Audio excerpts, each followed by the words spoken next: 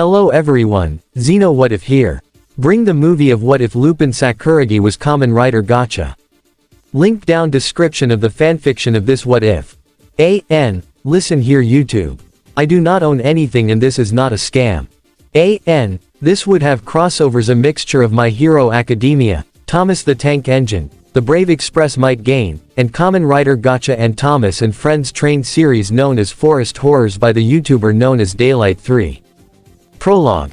My backstory. Lupin Sakuragi. Narrating. Hello everyone, my name is Lupin Sakuragi, when the wealthiest railroad in all of Europe including steam locomotives. Lupin Sakuragi. Narrating. I lived on island known as the island of Sodor. Showing a view of the island of Sodor, places such as Nafert Station and quarries. Of steam locomotives and diesel locomotives with faces that had the ability to talk. Lupin Sakuragi. Narrating. To be honest, I don't know how exactly these engines had the ability to crawl. Face probably could be an effective quirks, and you could say I do have an ability known as a quirk, is technologically manipulation. Even though it could be a quirk, it can actually get stronger over time. Bill and bend the 2 small inches of snow to cause mischiefs and trouble across at the clay pit quarry, like pushing trucks and causing trouble. Gordon, the big blue engine with a passenger train, is making progress while arriving on the station. Donald and Douglas, Scottish twin engines pulling separate freight and good engines. Henry, the big green engine, always like pulling logs and liking nature. Percy, the number 3, little green engine who likes pulling the mail train engine. Lupin Sakuragi. Narrating. The island of Sodor is a place I considered home. It's a place like cherish the most. There was this one time at the age of 5 with my young little sister, Yaika Sakuragi was at the age of 4 was playing hide and seek. Lupin Sakuragi at age of 5 was running cheerfully trying to find hiding place, while Yaika Sakuragi at the age of 4 was doing the counting to 100. Lupin Sakuragi. Narrating. To be honest, I was too young, careless and curiosity boy. Similarity to the blue tank engine Thomas the number 1 of Sodor. I tried finding many places to hide until by accidentally I ran into an abandoned circus. It's where I by accidentally hide behind the large legs of a certain young adult female Asian elephant that wears pink headwear on the top of her head and a light pink colored rug with pink trimming. Young Lupin peeking out from behind Mrs. Linda's legs, giggling as he sees Yaika searching for him. Mrs. Linda curiously looks down on the young boy. Mrs. Linda, the big female Asian elephant that wears a pink headwear on the top of her head and a light pink colored rug with pink trimming, to herself, why is this young boy hiding behind my legs? Lupin Sakuragi. Narrating. Little did I know that this moment would change the course of my life. Behind the legs of that gentle giant, I felt a sense of safety and warmth, as if Mrs. Linda could sense my youthful innocence. Young Lupin looked up at Mrs. Linda, her kind, large eyes observing him with curiosity. Young Lupin Sakuragi, smiling, hi there. Mrs. Linda, the big female Asian elephant that wears a pink headwear on the top of her head and a light pink colored rug with pink trimming. To young Lupin, well, hello there little one. Lupin Sakuragi. Narrating. That was the day I met Mrs. Linda. Little did I know that she would become my protector and confidant for years to come. Her gentle demeanor made me feel safe, like nothing could hurt me while I was by her side. As Yaika's voice echoed through the air, calling out my name, I couldn't help but giggle with delight, realizing she was getting closer. Young Yaika Sakuragi. Cheerfully, Lupin, where are you? Lupin Sakuragi. Narrating. I peeked out again, and there was my sister, her small figure bouncing with excitement. But in that moment, I also felt a strong connection to Mrs. Linda. It was as if she understood that I was searching for my place in the world, just as I was hiding from it. Mrs. Linda. To young Lupin, you should be careful playing alone. This place can be dangerous. Young Lupin Sakuragi. Grinning, but it's so fun hiding. Mrs. Linda chuckled softly, her trunk gently brushing across my head, comforting me. I hugged her leg, feeling like I had found my sanctuary. Young Yaika Sakuragi. Frantic, Lupin. There you are. Then sees Mrs. Linda, whoa. Young Lupin Sakuragi. Narrating. My sister's voice brought me back to reality, and I turned to greet her with a wide smile. She looked a bit panicked but quickly shifted to awe as she spotted the massive figure of Mrs. Linda. Young Yaika Sakuragi. Gasping, is that an elephant? She's so big. Young Lupin Sakuragi. Laughing, and super nice. Her name is Mrs. Linda. Young Lupin Sakuragi lifted up in air by an elephant trunk belonged to Black Gary Skin, biggest female Asian elephant that wears light purple rug and purple headwear, brassy, alongside 3 other bigger and biggest female Asian elephants. The gray skin one with the red rug and red headwear, Classy the big female Asian elephant. The blue-green skin one with the teal rug and aquamarine headwear, Frizzy the big female Asian elephant. The brown skin one with the orange rug and orange headwear, Dizzy. Brassy the big female elephant. Amused, well, it seems like we have a young kids wandering around the circus. Frizzy the bigger female Asian elephant. Come now, I think, kind of cute. Dizzy the biggest female Asian elephant. The young boy is definitely adorable and cute. Dizzy the biggest female Asian elephant giving young Lupin Sakuragi a big wet trunk kiss, wet saliva from the nostrils of her elephant trunk. A stern feminine voice said, "Who the hell are these 2 little runts?" As everyone turned around to a large African bush forest elephant, Trixie, that had a stern look on her face looking at young Lupin Sakuragi and Yaika Sakuragi giving a startled look at a young human kids. Lupin Sakuragi, narrating, in the midst of our joyful discovery, we were met with the stern gaze of a massive African forest elephant named Trixie. She seemed to be the matriarch of the group, and her presence demanded respect. Trixie the biggest African forest elephant. Authoritatively, I said, "Who are these 2 little brats?" Mrs. Linda the big female Asian elephant that wears a pink headwear on the top of her head and a light pink colored rug with pink trimming. Calmly, "They're just kids playing around, Trixie, no need to be so harsh." Brassy the big female elephant. Smiling, "They were hiding from the game of hide and seek." Dizzy the biggest female Asian elephant. Laughing, "And they found our group of female Asian elephants." Frizzy the bigger female Asian elephant. "We found the young boy hiding behind Mrs. Linda's legs." Classy the big female Asian elephant. Smiling, "They were so cute and adorable." Trixie the biggest African forest elephant. Authoritatively, "I don't care. Is rather irresponsible for parents actually allow their kids to wander off into abandoned places." Got up on her hind legs and started trumpeting, scaring young Lupin Sakuragi and Yaika Sakuragi. As Trixie trumpeted, young Lupin Sakuragi and Yaika Sakuragi were startled and clung to each other, their eyes wide with fear. Mrs. Linda the big female Asian elephant that wears a pink headwear on the top of her head and a light pink colored rug with pink trimming. Calmly, "Trixie, please don't scare the children." Trixie the biggest African forest elephant. Authoritatively, "TCH. Whatever. I'm going to need some alone time. I prefer not seeing any of these human kids near me." Stomping off with her elephant feet, causing the ground to shake. Mrs. Linda the big female Asian elephant that wears a pink headwear on the top of her head and a light pink colored rug with pink trimming looked back at young Lupin Sakuragi and Yaika Sakuragi were still shaken up. Mrs. Linda the big female Asian elephant that wears a pink headwear on the top of her head and a light pink colored rug with pink trimming. "Little ones. Are you all right?" Young Lupin Sakuragi. Smiling, "Thank you, Mrs. Linda." Mrs. Linda the big female Asian elephant that wears a pink headwear on the top of her head and a light pink colored rug with pink trimming. Forgive Trixie for her own aggressive prejudiced nature against humans, saying that she isn't always that aggressive. "I'm afraid you should go home." Yaika Sakuragi. Wait, but what will you be able to eat? I can tell that some of you guys haven't ate when the circus went bankrupt. Mrs. Linda the big female Asian elephant that wears a pink headwear on the top of her head and a light pink colored rug with pink trimming, and I'm afraid that we were able to get any proper meals. And not to mention, it certainly seems that we will be left to die in this old circus. Young Lupin Sakuragi. Then I could ask my family for you to actually stay with us in our house if there is any other animals besides your elephants.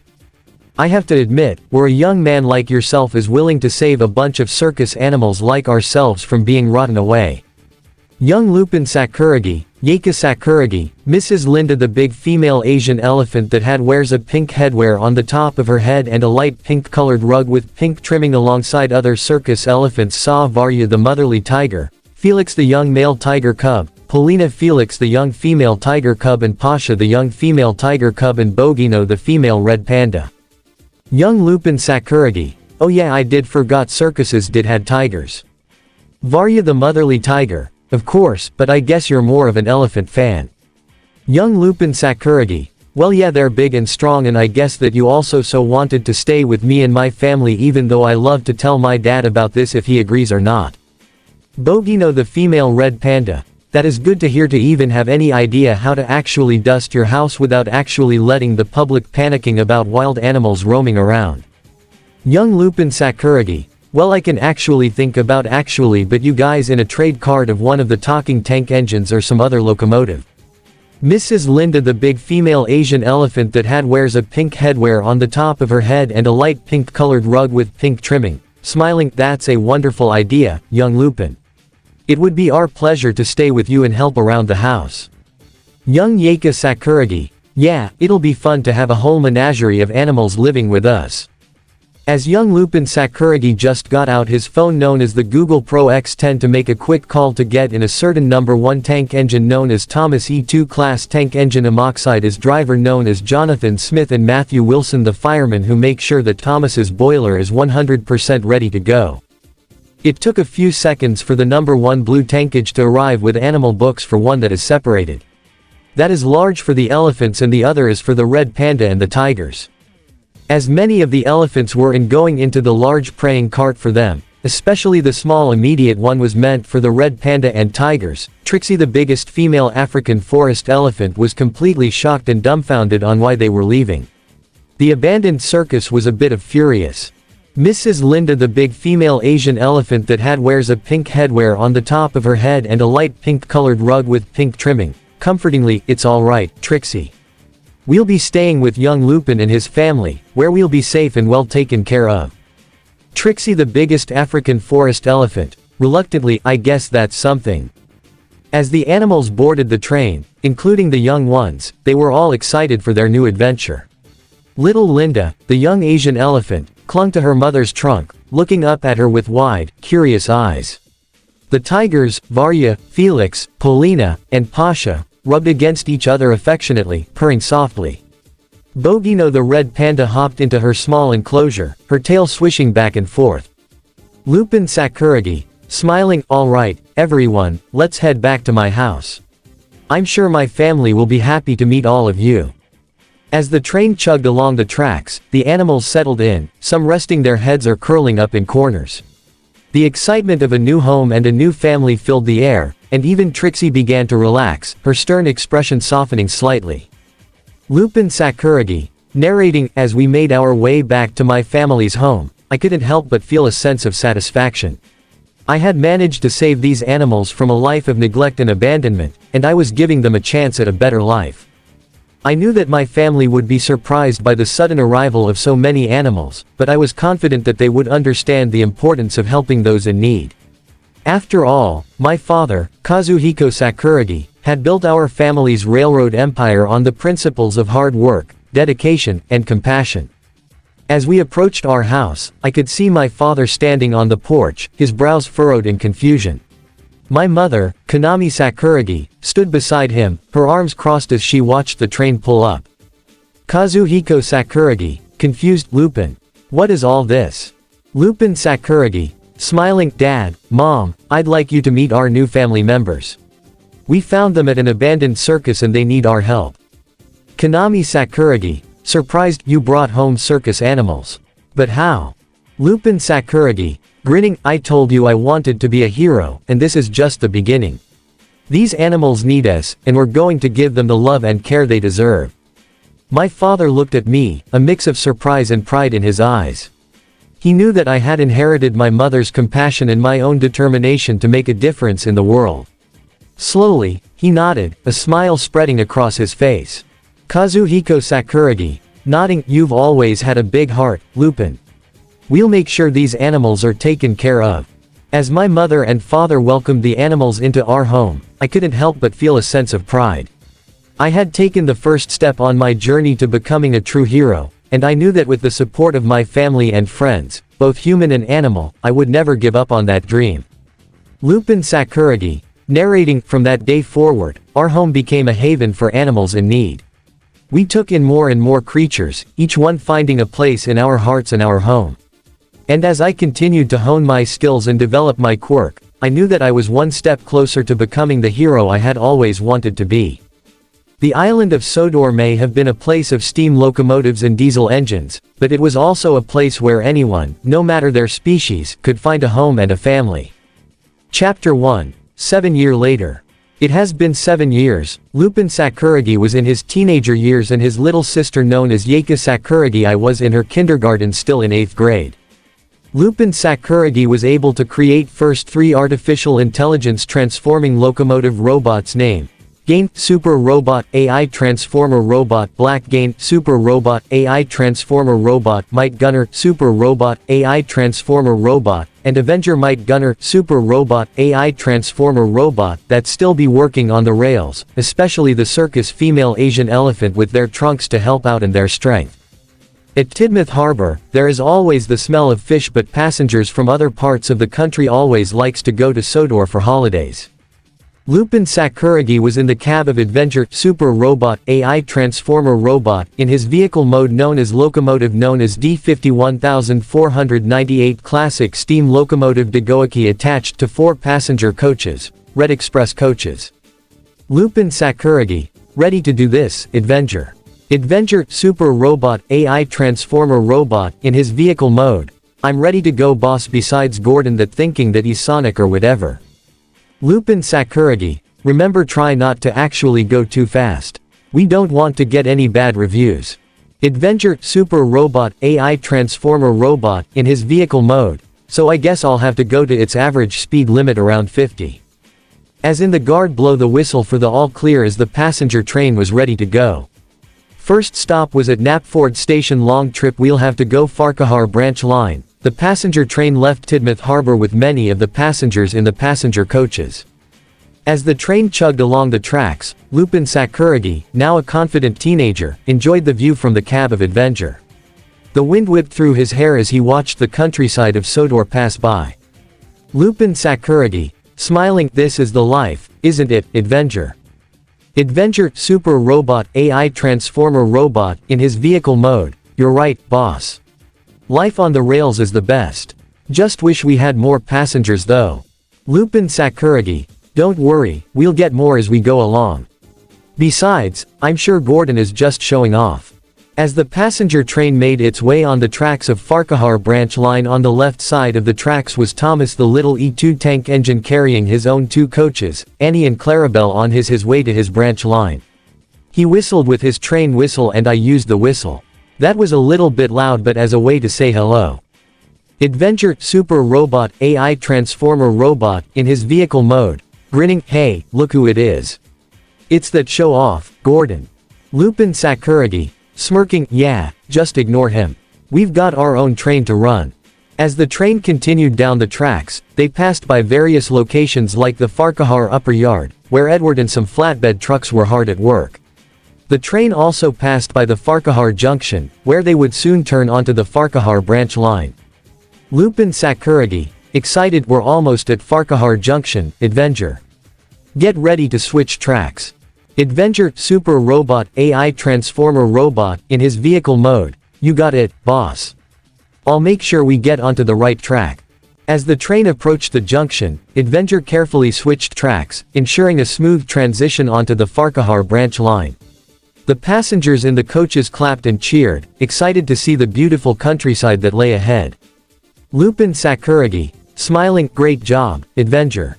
The passengers are really enjoying themselves. Avenger, Super Robot, AI Transformer Robot, in his vehicle mode, thanks, boss. It's always nice to hear the passengers enjoying themselves. As the train continued on its journey, they passed by various sites, such as the Farquhar Castle, where Sir Topham Hatt lived. They also passed by the Farquhar Forest, where they had to be careful not to go too fast, as the tracks were slightly bumpy. A few seconds passed by, as the passenger train was able to arrive on time at Knapford Station. As the passenger train slowly loses speed and was able to make it to the platform on where the passengers need to get off. Lupin Sakuragi, satisfied, we did it, Avenger. Another successful run. Avenger, Super Robot, AI Transformer Robot, in his vehicle mode, smiling, sure did, boss. Can't wait until our next run. As the passengers disembarked, Lupin Sakuragi and Avenger both felt a sense of accomplishment. They had successfully completed another run on the rails, and they had done it together.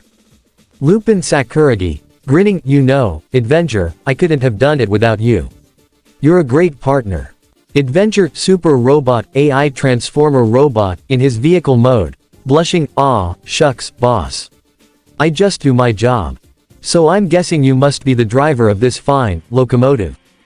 As Lupin Sakuragi looked out of the cab of his steam locomotive AI Super Robots that was in his vehicle form to see a young Japanese girl who had a spike-y black hair ponytail and was definitely somewhat of rich and high regards.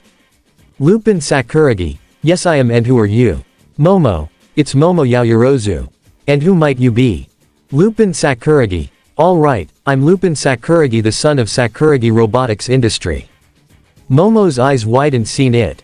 Her father and his father were definitely CEOs willing to merge companies to create a great successful companies for robotics in the future.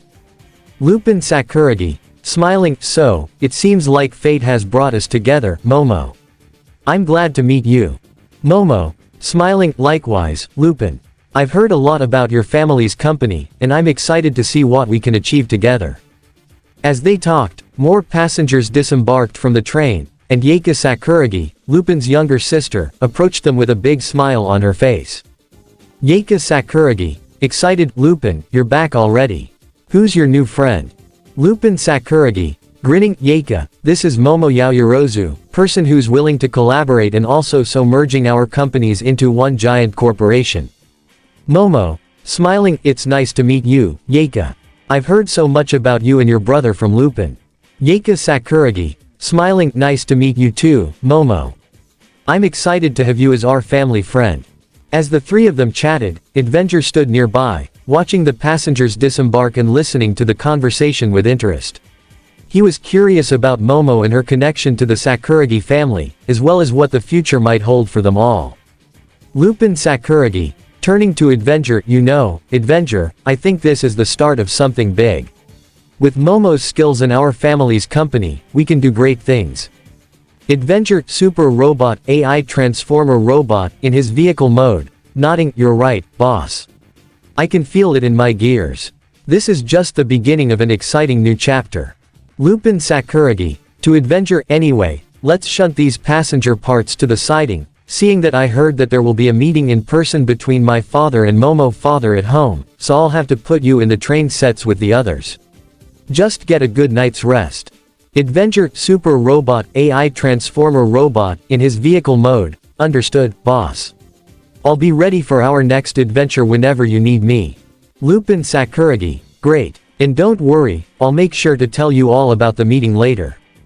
With that, Lupin and Yaika bid farewell to Momo, promising to catch up with her soon. As the trio separated, Lupin and Yaika headed home, leaving Adventure to his duties. The young hero in the making couldn't help but feel a sense of excitement and anticipation for the future that lay ahead. Not only was he making a difference on the island of Sodor, but he was also forging new alliances that could lead to even greater accomplishments. Chapter 2, The Meeting. The next day, Lupin and his family prepared for the meeting between their father, Kazuhiko Sakuragi, and Momo's father. The tension was palpable as they all gathered in the living room, waiting for the two businessmen to arrive. Lupin's father, Kazuhiko Sakuragi, and Momo's father were present, as well as their respective robot partners CEO Kazuhiko Sakuragi, Lupin's father, and Tartaros Yaoyorozu, Momo's father. Both fathers were eager to discuss the potential benefits of combining their companies. Tartaros Yaoyorozu, Momo's father, well, it's pleasure to meet his son. Lupin Sakuragi was nervous but had a bit of a stoic look on his face, having a bit of a neutral smile and giving handshake of Tartaros Yaoyorozu, Momo's father. Lupin Sakuragi, it's a pleasure to meet you, Mr. Yaoyorozu. Tartaros Yaoyorozu, Momo's father, please call me, Tartaro. Lupin Sakuragi looks around realizing that he didn't see Momo anywhere. Lupin Sakuragi, wait, where? Only for a familiar elephant trumpeting from within one of the windows open up to see Momo on top of one of the elephant trunks that belonged to the gray skin one with the red rug and red headwear. Classy, the big female Asian elephant, Momo holding onto the elephant trunk with her legs and her massive breasts in between the long gray elephant trunk causing her to laugh. Lupin Sakuragi, Momo, what the hell are you doing? Tartaros Yaoyorozu, Momo's father, wow. Sees my daughter's enjoying herself with your pet elephants. Lupin Sakuragi, I have to go now that you two continue with your meeting. As Lupin Sakuragi in his pajamas raced outside trying to stop this embarrassing scene, while the two fathers continued with the meeting. Lupin Sakuragi, in his pajamas, rushed outside to find Momo hanging onto the elephant trunk with her legs, her massive breasts bouncing between the long gray trunk. He couldn't believe what he was seeing. Lupin Sakuragi, frustrated, Momo, what are you doing? You can't just go around riding elephants like some kind of circus act. Momo, laughing, come on, Lupin. It's just a little fun. Besides, Classy here is super gentle and strong. Classy the big female Asian elephant, trumpeting, it's true, Lupin. I could carry Momo all around Sodor if she wants. Lupin Sakuragi, sighing, I know, but you can't just go around doing whatever you want, especially when your father is inside discussing important business with my family. Momo, pouting, fine, I'll get down. But can you at least admit that it was fun? Classy the big female Asian elephant, yeah, at least let her have fun with us, elephant. Lupin, to Classy, look. There's a meeting with my father and Momo's father. So try to act more professional-like and instead of trying to embarrass me. Dizzy the big female Asian elephant, to Classy, I agree. We should actually try to make a proper introduction of ourselves instead of messing around. Lupin, to Momo, speaking which, where exactly did you want to go, for your career? Momo, to Lupin, well, I was actually thinking about going to UA. Lupin, to Momo, no fucking way. I also wanted to go as well to UA. Momo, to Lupin, well, listen to an unusual coincidence. Lupin Sakuragi, eyes widening, are you serious? We could end up in the same class. Momo, grinning, wouldn't that be awesome? I mean, with your tech manipulation and my creation abilities, we could be an unstoppable team. Lupin, smirking, yeah, imagine the possibilities. But, what if we end up in different classes? Momo, playfully, then we'll just have to find a way to meet up after school and plan our world domination, or hero work, you know, whatever sounds cooler. Classy the big female Asian elephant, trumpeting, you kids have big dreams. Just remember to enjoy your journey. Dizzy the big female Asian elephant, yes, don't forget the importance of friendship and teamwork. Lupin, chuckling, well, isn't that some enthusiastic coming from you? Momo, so what time would you be able to train for the entrance exam? Lupin, how about Saturday? I mean, it's the weekends this week, I'll be working on the railroad. Momo, well, seems that does make a bit of a fair point. How about at 10 a.m.? Lupin, nodding, sounds like a plan. I'll make sure to bring my A game. Momo, smiling brightly, and I'll bring some of my inventions. I've been working on a few gadgets that might help us with the entrance exam. Lupin, raising an eyebrow, gadgets. Now you've got me curious. What are you cooking up? Momo, grinning mischievously, it's a surprise. But trust me, it'll be game-changing. Classy the big female Asian elephant, trumpeting, just make sure to keep safety in mind, you too. Dizzy, nodding, yes, we wouldn't want any accidents happening before your big day. Lupin, smirking, don't worry, Classy. We'll be super careful. Right, Momo. Momo, playfully saluting, aye, Captain. Safety first, fun second. Lupin, chuckling, that's the spirit. But seriously, I can't wait to see what you come up with. Momo, leaning in closer, I've been thinking about a gadget that could help amplify our quirks during the exam. Just imagine, your tech manipulation paired with my creation abilities could really give us an edge. Lupin, eyes sparkling with excitement, that sounds amazing. I can already envision the possibilities. If we combine our abilities, we could create something truly spectacular. Suddenly, the sound of laughter from inside the house caught their attention. Lupin and Momo exchanged glances, realizing that the meeting was still ongoing. Momo, whispering, do you think they've noticed we've been out here for too long? Lupin, grinning, probably not. But let's not keep them waiting too long. We don't want to cause any more chaos than we already have. As they walked back toward the house, Classy gave a gentle trumpet, and the other elephants nodded in agreement. Classy the big female Asian elephant, encouragingly, just remember, kids, you're destined for greatness. Follow your dreams, and don't be afraid to take risks. Lupin. I know classy.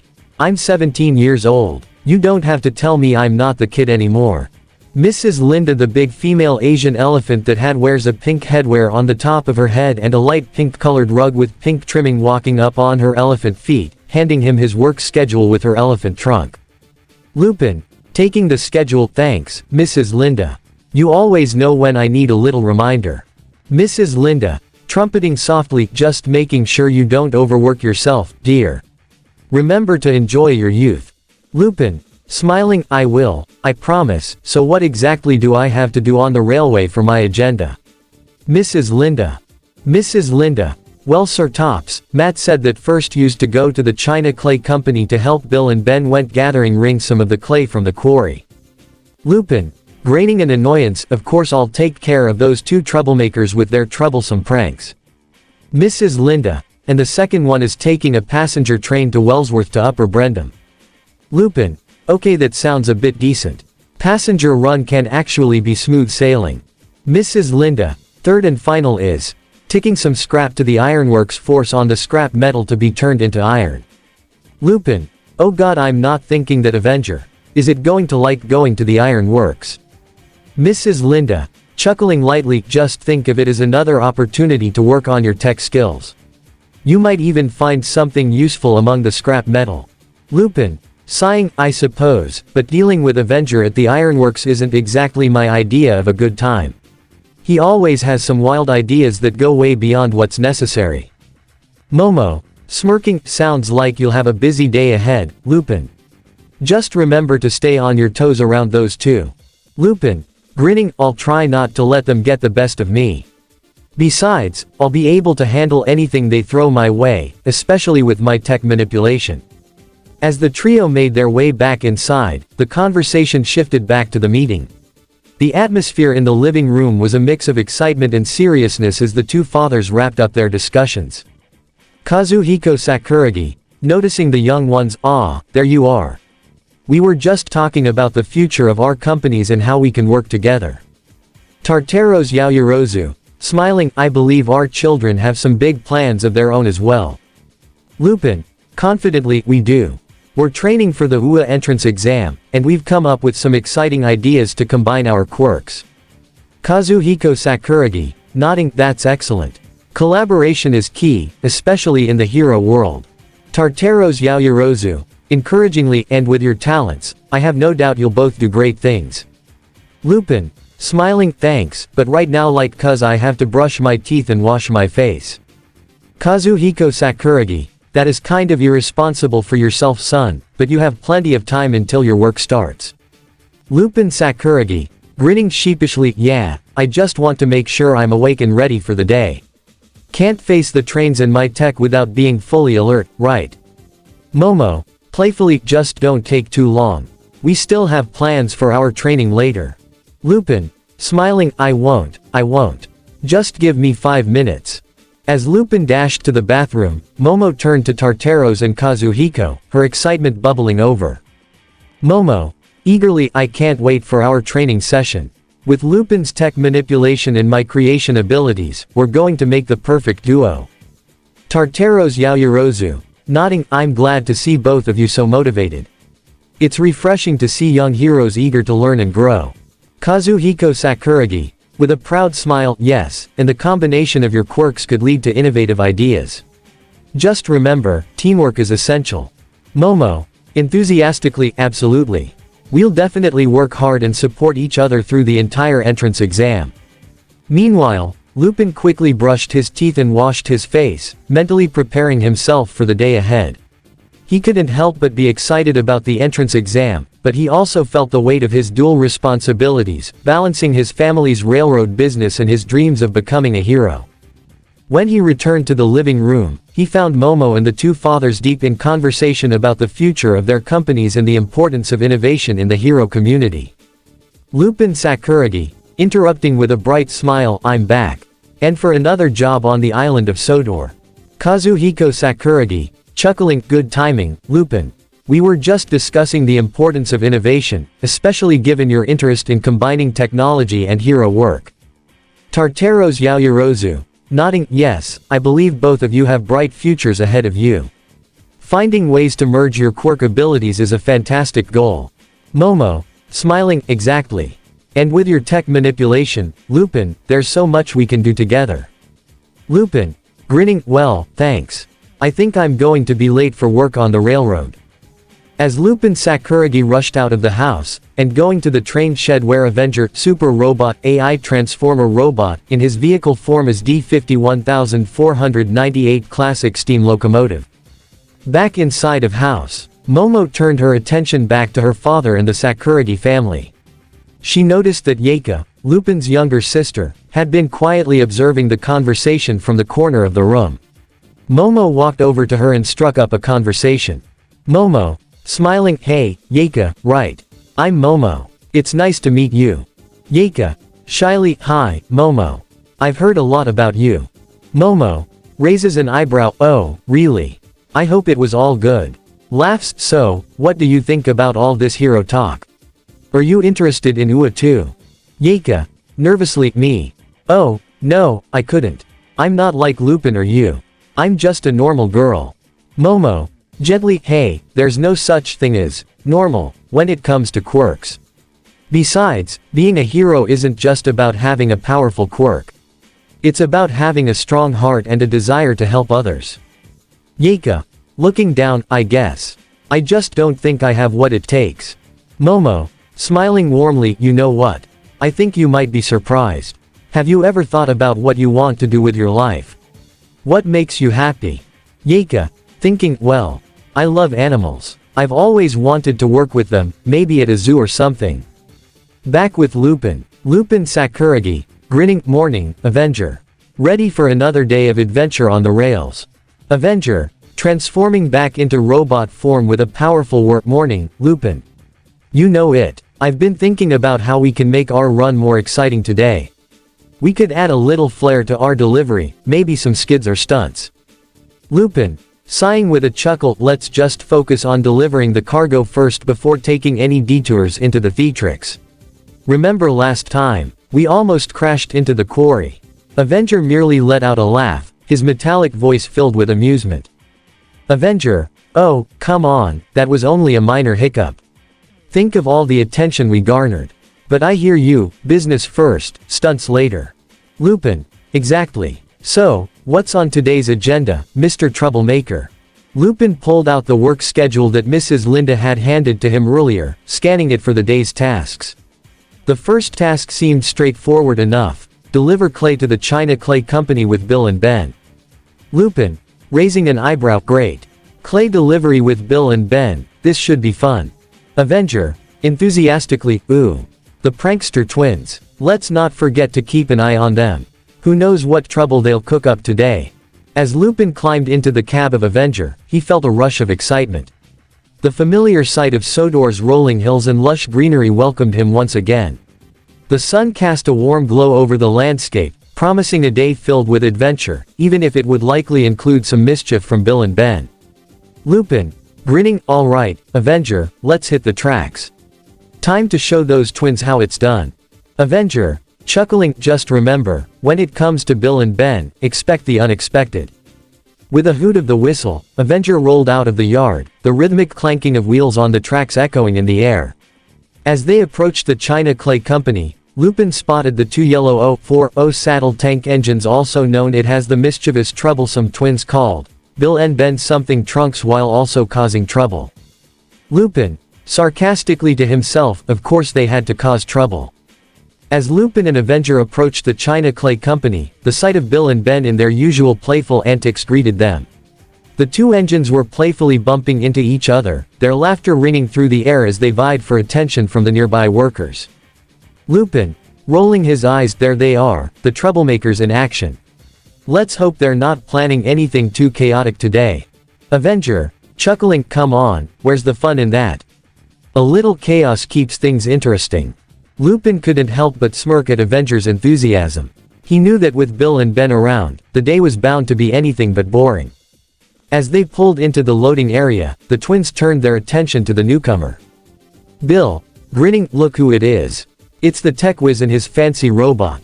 What brings you two here today? Ben, nudging Bill, yeah. Are you here to join in on the fun, or are you just here to do some boring deliveries? Lupin, crossing his arms, we're here to deliver clay, just like you two should be. Let's try to keep it professional today, alright. Bill, laughing, professional. Us, where's the fun in that? Ben, winking, besides, we have a reputation to uphold. Lupin sighed, knowing that any plea for professionalism would likely fall on deaf ears. Before anyone could say another word, a familiar horn of a female diesel of the class of Class 40 black diesel known as Mavis pulling a group of carts filled with clay. Mavis, if you two troublemakers are done right now, they have some work to take care of. Bill, come on Mavis, you really know how to ruin the vibe. Ben, yeah, why can't we just have some fun? Mavis, do you want me to call the fat controller of the misbehavior? Ben, defeated, no ma'am. Mavis smirked, satisfied with having put the twins in their place. She turned her attention to Lupin and Avenger, her expression softening. Mavis, smiling, good to see you, Lupin. I hope you're ready for a busy day. Those two can be a handful, but they mean well. Lupin, chuckling, I've come to expect the chaos. It's part of the job description when dealing with Bill and Ben. Avenger, enthusiastically, and I'm here to keep things exciting. We're ready to deliver some clay and maybe add a little flair to the day. Mavis, raising an eyebrow, flair. Just make sure it doesn't involve crashing into anything, okay? We've got enough work to do without adding to the list of accidents. Lupin nodded, appreciating Mavis's practicality. She was always a reliable presence on the rails. Lupin, don't worry, Mavis. We'll keep it under control. Bill, grinning mischievously, yeah, right. You say that now, but we all know it'll end in chaos. Ben, chiming in, just wait until we get started. Lupin, sighing, let's just focus on loading the clay first. With that, the group got to work, loading the clay into the carts.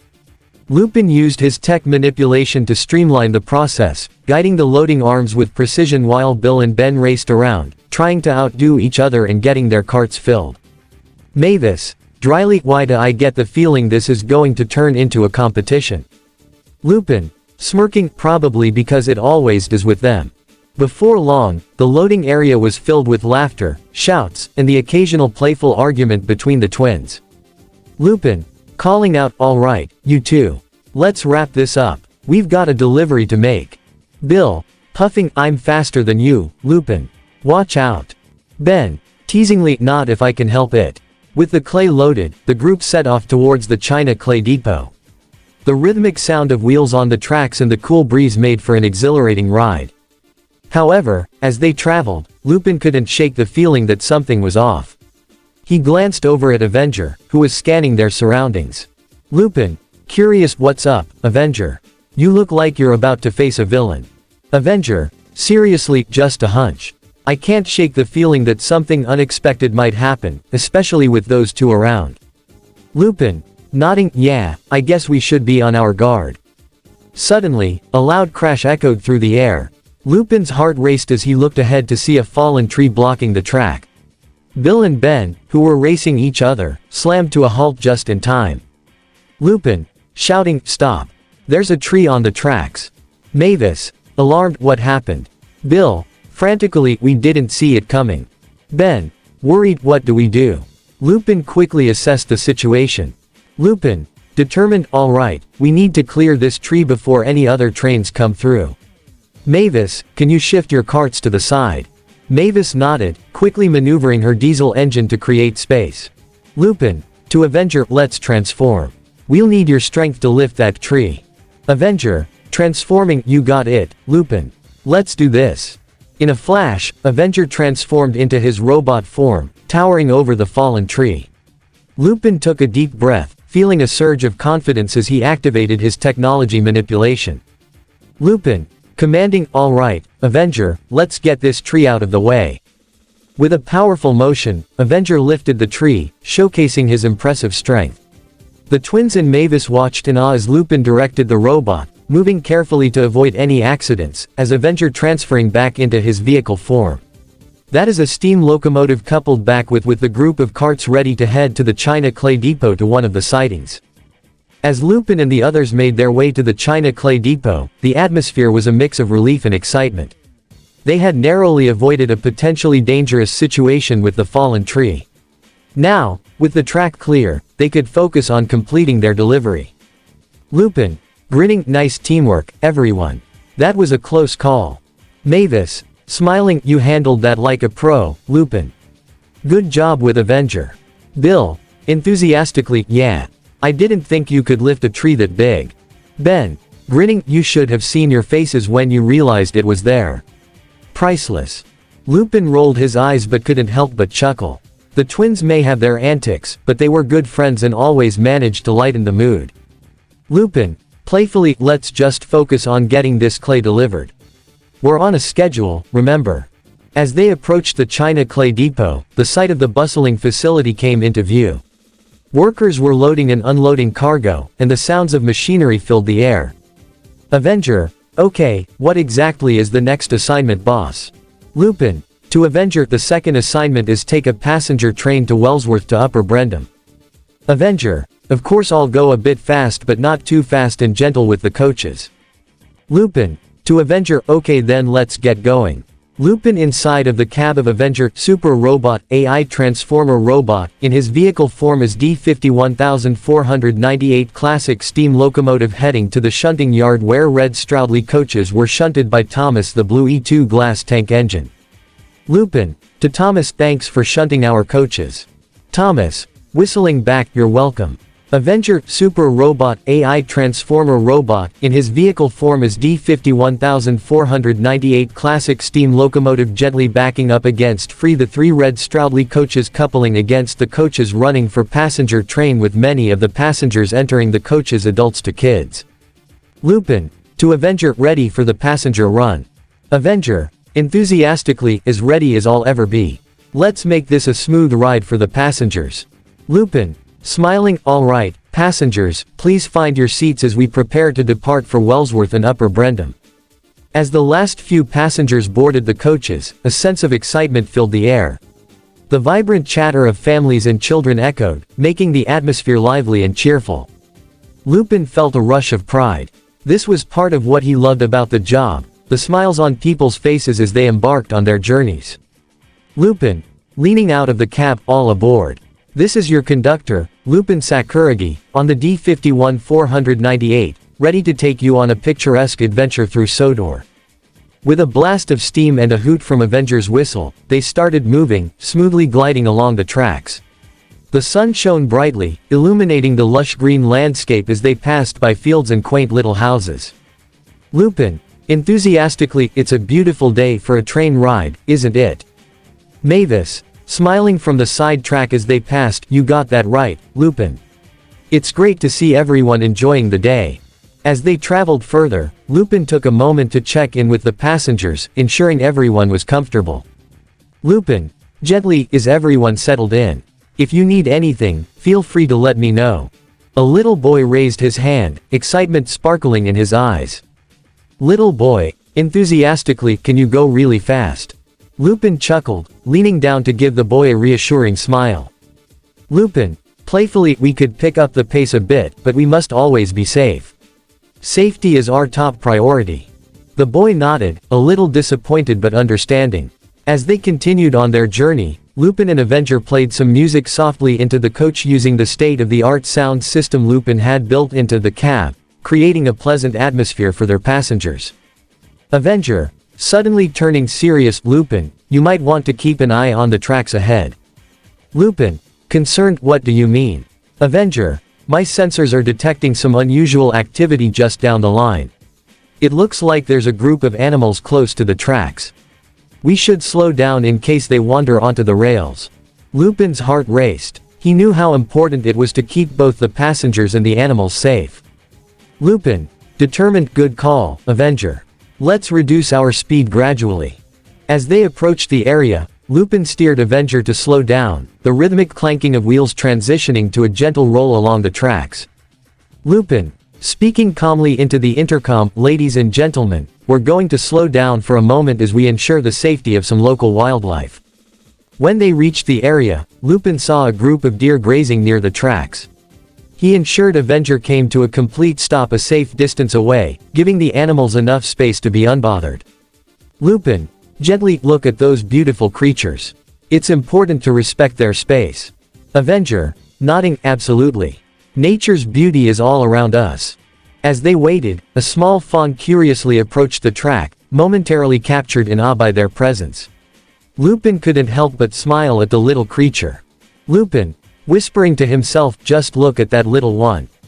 Finally, after a few moments, the deer began to move away from the tracks and back into the woods, allowing Lupin to signal Avenger to proceed. Lupin, with relief, all right, let's keep going folks. Thank you for being patient. They resumed their journey, and soon the charming sights of Wellsworth soon came into view.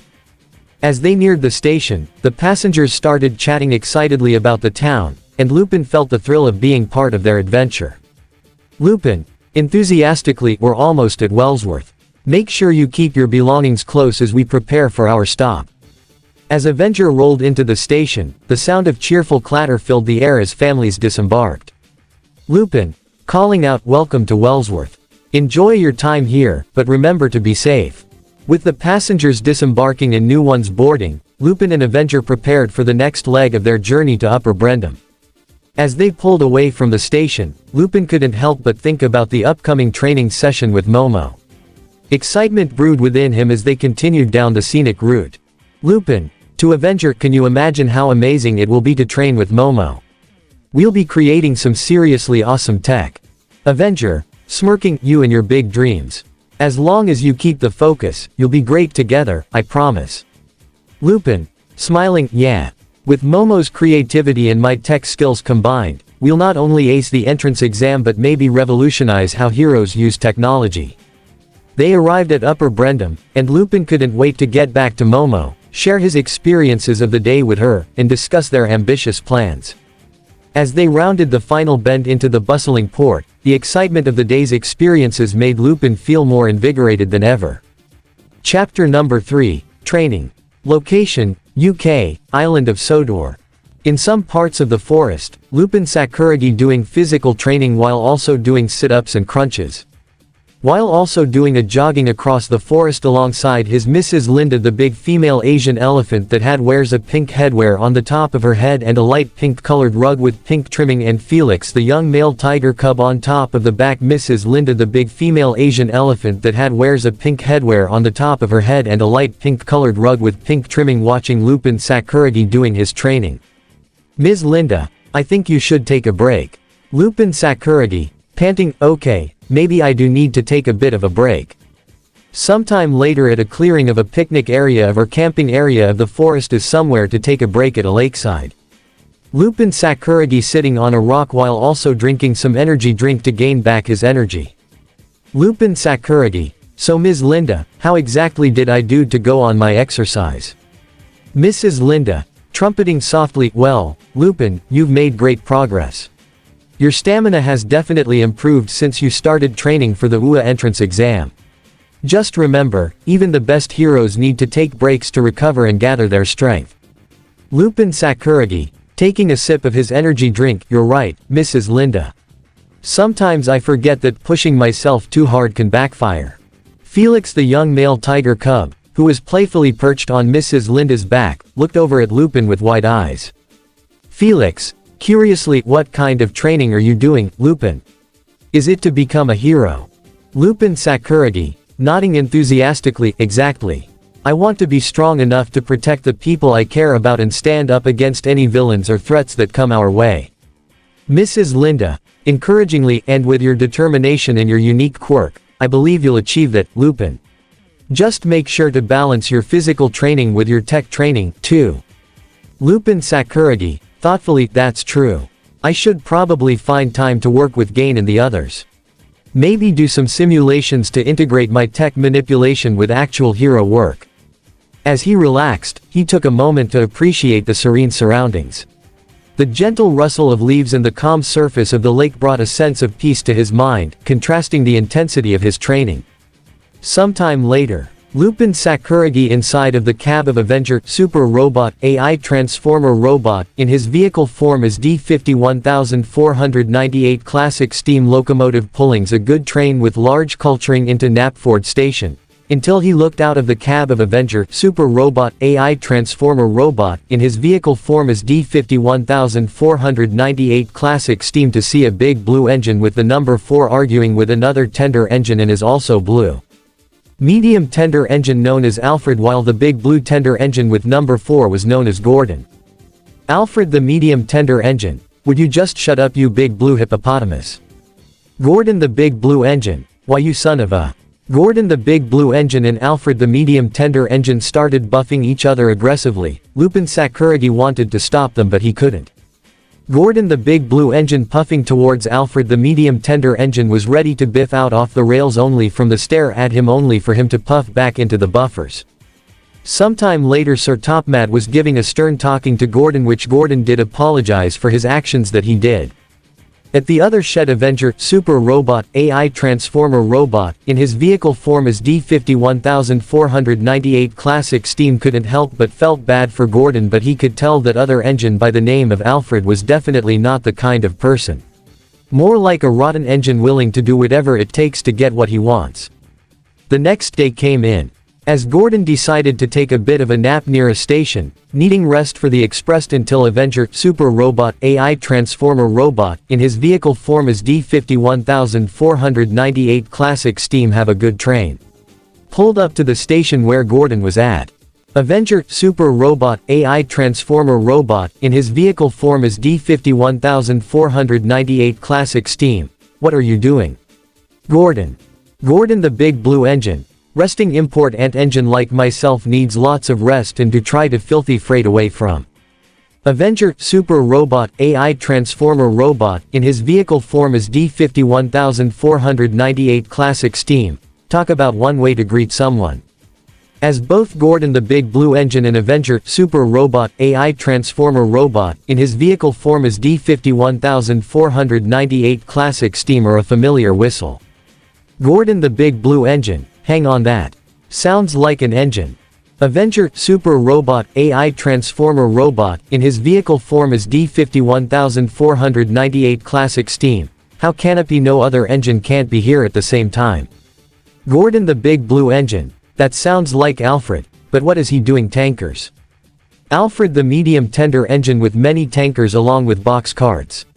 Willing to take his revenge even if it means killing himself. Have a crazy psychotic look on his face. Alfred, at long last, my revenge is about to be complete.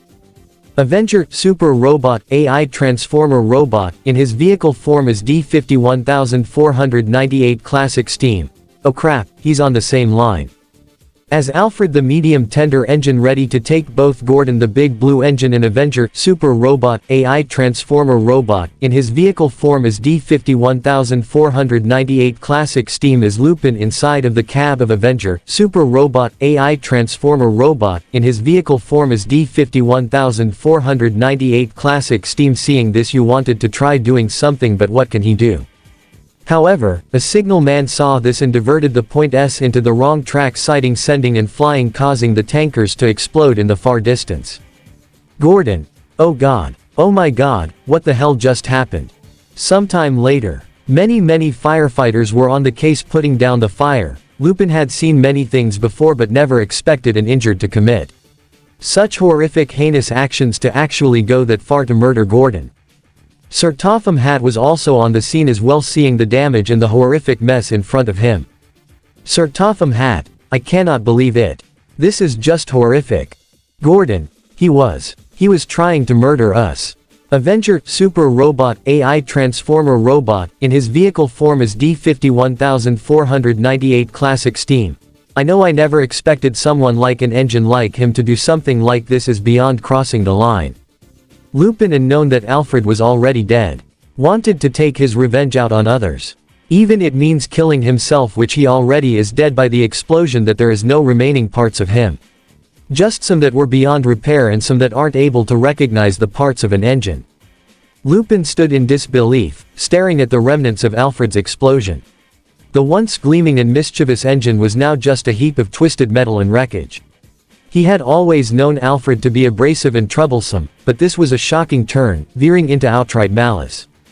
Sir Topham Hatt surveyed the scene, his face drawn and serious. Sir Topham Hatt, sighing heavily, while I'm relieved that you and Gordon are safe, we've lost more than just an engine today. This was a premeditated act of violence. It's a dark day for all of Sodor. Gordon, shaken, he could have taken me down with him. It's just hard to believe he would go that far. Avenger, with a hint of sadness, it's sad to see any engine end like this, but I knew the moment I heard him, he was ready to put others at risk. Lupin, looking around, and the fact that he was willing to risk his own life, that's something I can't wrap my head around. He was envious of others, angry enough to destroy everything in his path. Sir Topham Hatt, solemnly, we need to ensure that something like this never happens again. The risk he posed is now a lesson for all of us.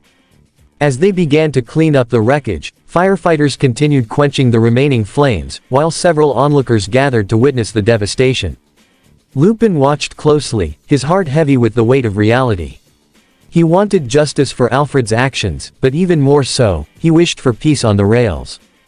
Lupin, determined, we've got to do something, sir. We can't let fear govern the railway. We need to be proactive and protect ourselves and the others from those who want to cause harm. Sir Topham Hatt, nodding, yes, we must act swiftly. I will hold a meeting with all engines to address safety protocols and reinforce the importance of looking out for suspicious behavior. We will not allow this to fracture our community. As the day drew to a close, Lupin couldn't shake the feeling of unease. The explosion and the chaos that followed made it clear, being a hero meant more than just courage, it meant vigilance and accountability. Later that evening, sitting beside the calm waters of the lake, Lupin reflected on the events of the day. Felix and Mrs. Linda lay nearby, providing him comfort. He understood the gravity of his role as a future hero. Lupin, deep in thought, cannot believe Alfred would do something like that, and yet he let his own jealousy and arrogance get in his way, not even having a shred or an ounce of common sense. Willing to take his own life or take it out on others, even it means by murdering them without any resentment or sympathy. Lupin's voice trailed off as he threw a pebble into the lake, watching the ripples spread across the water's surface. The calmness around him was starkly different from the chaos of the day, the explosion, the destruction, and the loss of an engine who could have been saved, if only he had made better choices. Felix, perched on Mrs. Linda's back, looked up at Lupin with concern in his eyes. Felix, innocently, are you okay, Lupin? You look sad. Lupin, forcing a smile, I'm okay, buddy. Just thinking about how important it is to be a good hero. I want to protect everyone and make sure nothing like this happens again. Mrs. Linda, trumpeting softly, it's good to reflect and learn from these experiences, Lupin. Remember, even the strongest heroes face moments of doubt and sadness. It's how you respond to them that defines you. Lupin, nodding, you're right. I need to channel this sadness into something positive. I can't let Alfred's actions discourage me, I need to use it as motivation to become better, stronger. As the sun set, casting an orange glow across the lake, Lupin made a silent vow to himself.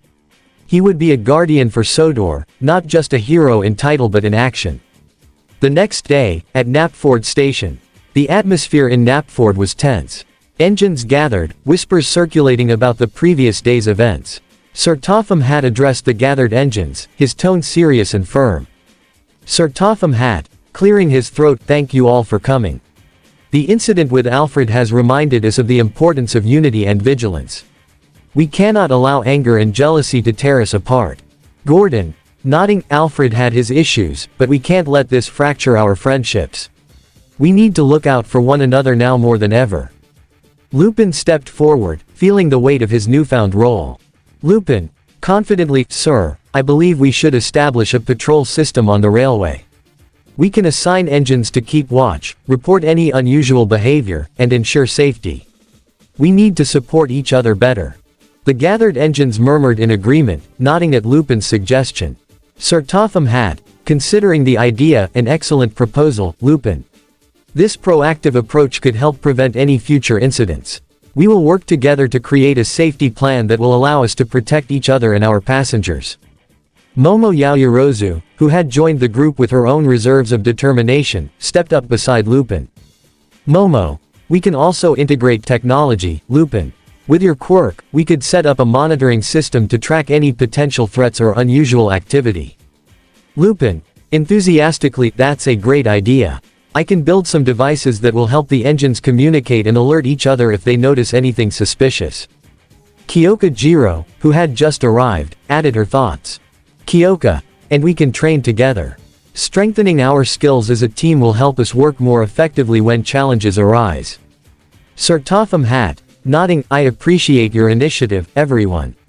It's vital that we rally together as a community. With the plan set in motion, the engines began to take on specific roles, fostering a sense of teamwork and camaraderie.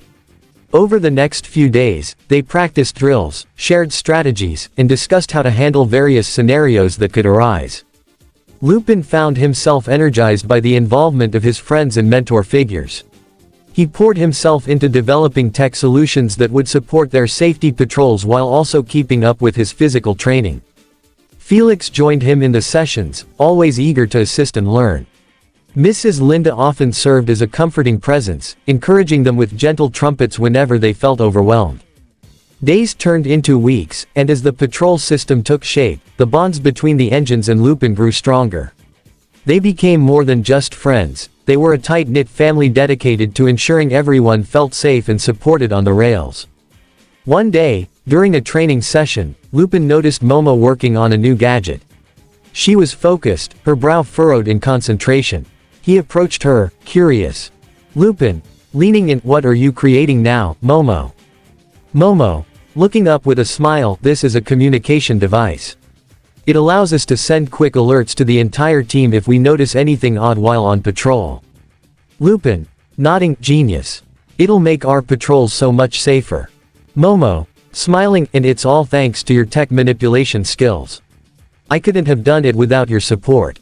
Lupin felt a sense of pride swell within him. But he looked up at the sky having his feeling if Alfred would have changed a bit.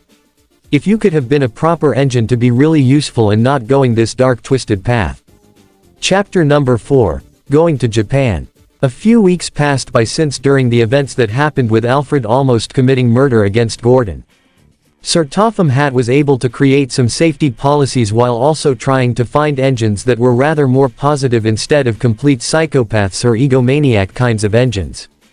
With Lupin Sakuragi, at the residence of Sakuragi of a mansion, Kazuhiko Sakuragi, his father, came into the room, having some exciting news. Lupin Sakuragi, yes, what is it? Kazuhiko Sakuragi, his father, I have some exciting news for you. I was able to get some tickets for you to go to Japan for you to go to Ua Hero Academy School. Lupin Sakuragi, thank you dad. But don't you take your kind of going a bit overboard. Kazuhiko Sakuragi, his father, I know. 'Cause I always have been spoiling you a little bit. Blessing that I have to run the family business. And while you're doing pretty good on the railroad, they actually might need someone like you would pretty good responsibility, and to be a really useful person, there could probably be some lazy engines on their railways. Lupin Sakuragi, normally I would say, many diesels can always act so egotistical, like some work hard while others are just either lazy or just retarded. Kazuhiko Sakuragi, his father, anyway, back on topic, I booked you to go to Japan on boat. Meaning that you will take the transforming robot, the one that transformed it into a steam locomotive. Lupin Sakuragi, right, you mean Avenger Might Gunner, Super Robot, AI Transformer Robot. Kazuhiko Sakuragi, his father, that is correct, cigarettes. You'll have to get up early for tomorrow. Lupin Sakuragi, a bit too early, don't you think? For me actually go to Japan, seeing that it is a long trip from here to Japan. Kazuhiko Sakuragi, his father, don't worry, you'll be going on first-class sea ship. Kazuhiko Sakuragi smiled, clearly excited about the opportunity he had arranged for his son. Kazuhiko, enthusiastically, you're going to meet new friends, experience a different culture, and, most importantly, train at UA. This could be a fantastic step for your future as a hero, Lupin. Lupin, getting a bit more excited, I know, it's just. I didn't expect to go to Japan so soon. I've always dreamed of attending UA, but now it's becoming a reality. Kazuhiko, nodding, you've earned this. Your training has shown exceptional promise, and I believe you'll do great things. Just remember to stay focused and resilient.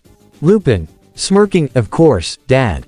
I'll make sure to represent the Sakuragi name well. Besides, I'll have Avenger with me, we'll be unstoppable. The next morning, Lupin smiled at his father's words, feeling reassured. After their conversation, he went to his room, which was filled with various gadgets, blueprints, and model trains. He felt a mix of excitement and nervousness bubbling inside him. Tomorrow would mark the beginning of a new adventure. When he was ready, he rushed downstairs to find his father waiting for him with a bright smile. Kazuhiko, enthusiastically, ready to go, Lupin. The ship is waiting for us. Lupin, smiling back, yeah. Let's get going. As Yaeka Sakuragi, his young sister, hogging his leg, also had a bit of a somber look on her face, as Lupin Sakuragi kneeling to make eye contact to his young sister, patting her on the head. Lupin Sakuragi, don't worry little sis, I will come back. Yaeka Sakuragi, young sister, it's not that big brother. When I'm always at school with my friends, we're always being stuck by some weird girl. However, what's strange about it? Her is that she wears clothes from the 90s. 1 second I was with my friends disappears like she's not even there. Lupin Sakuragi was rather concerning for his sister about an unknown woman stalking his sister and her friends, but he knew we didn't have time and decided to say something confident. Lupin Sakuragi, don't worry, even though your big brother may not be here for the time being. Please, you got mom and dad to protect you.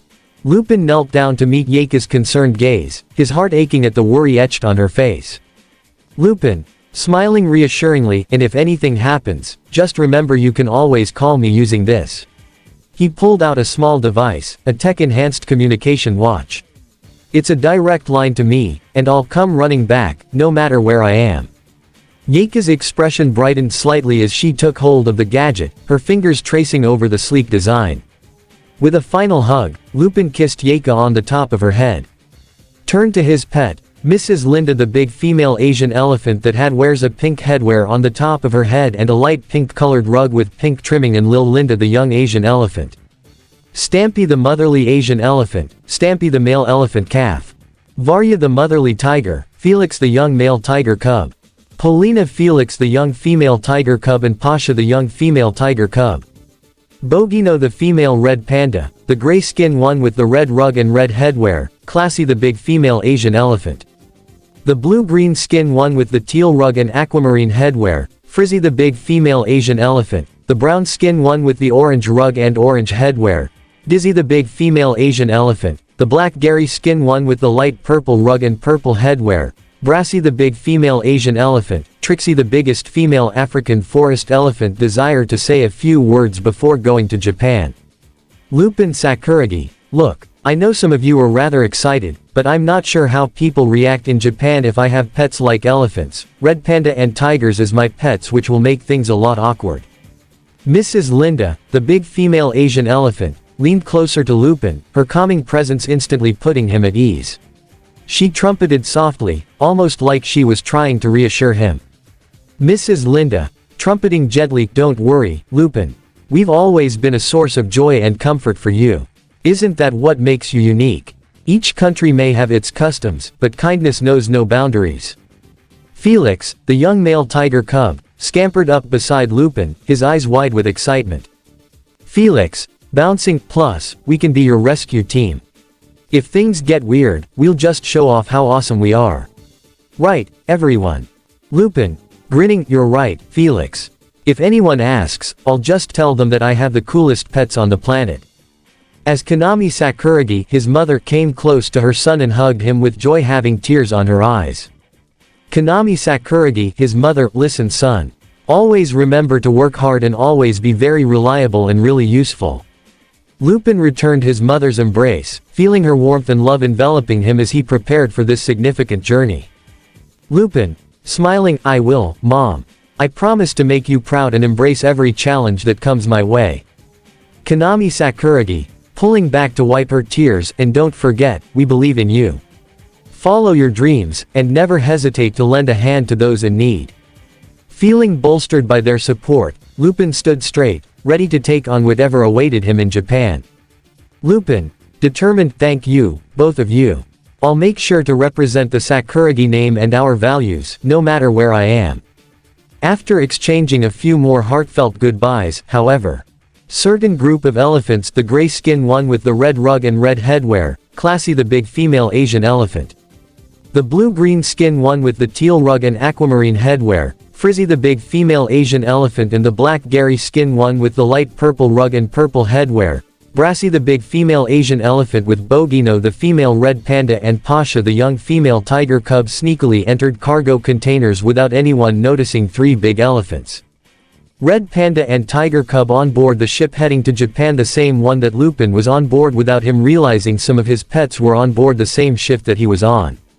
Aboard the ship, once the ship had set sail, Lupin settled into his first-class cabin and was initially oblivious to the antics happening in the cargo hold. He activated his communication watch, testing its features and ensuring it was ready to receive any calls from his family back home, especially from his concerned sister, Yeika. Lupin, to Avenger, can you believe it? We're actually on our way to Japan. Think about all the things we will learn at UA. Avenger, excitedly, indeed. This is a tremendous opportunity for both of us. I can't wait to see how you'll blend your tech manipulation with all the training. While Lupin and Avenger engaged in various training exercises on deck, their enthusiasm drew the attention of curious passengers. They stopped to watch Lupin's impressive displays of technology and teamwork, transforming portions of the area for increased training efficiency. Behind the scenes in cargo hold. Meanwhile, in the cargo hold, Classy and the gang were waking up from their cramped quarters. They took a moment to gather themselves, stretching their limbs and getting accustomed to their new surroundings. Classy, looking around, well, this is cozy. I hope Lupin doesn't get too worried if he finds out we're here.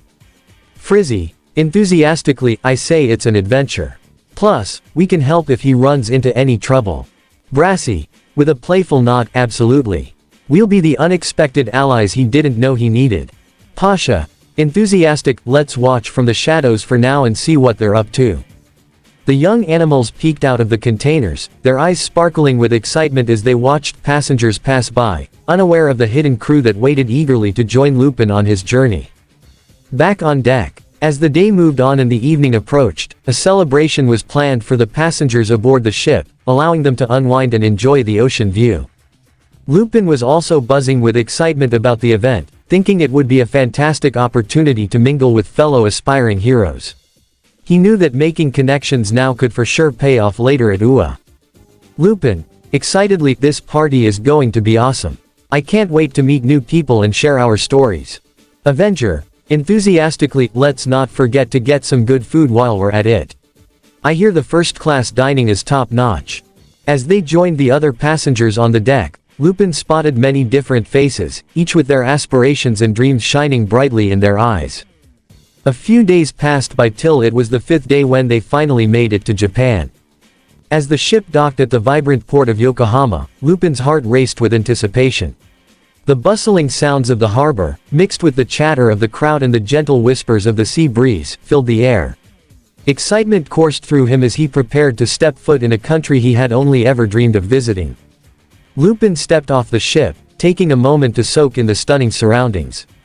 Sea card number 1. Excuse me, sir.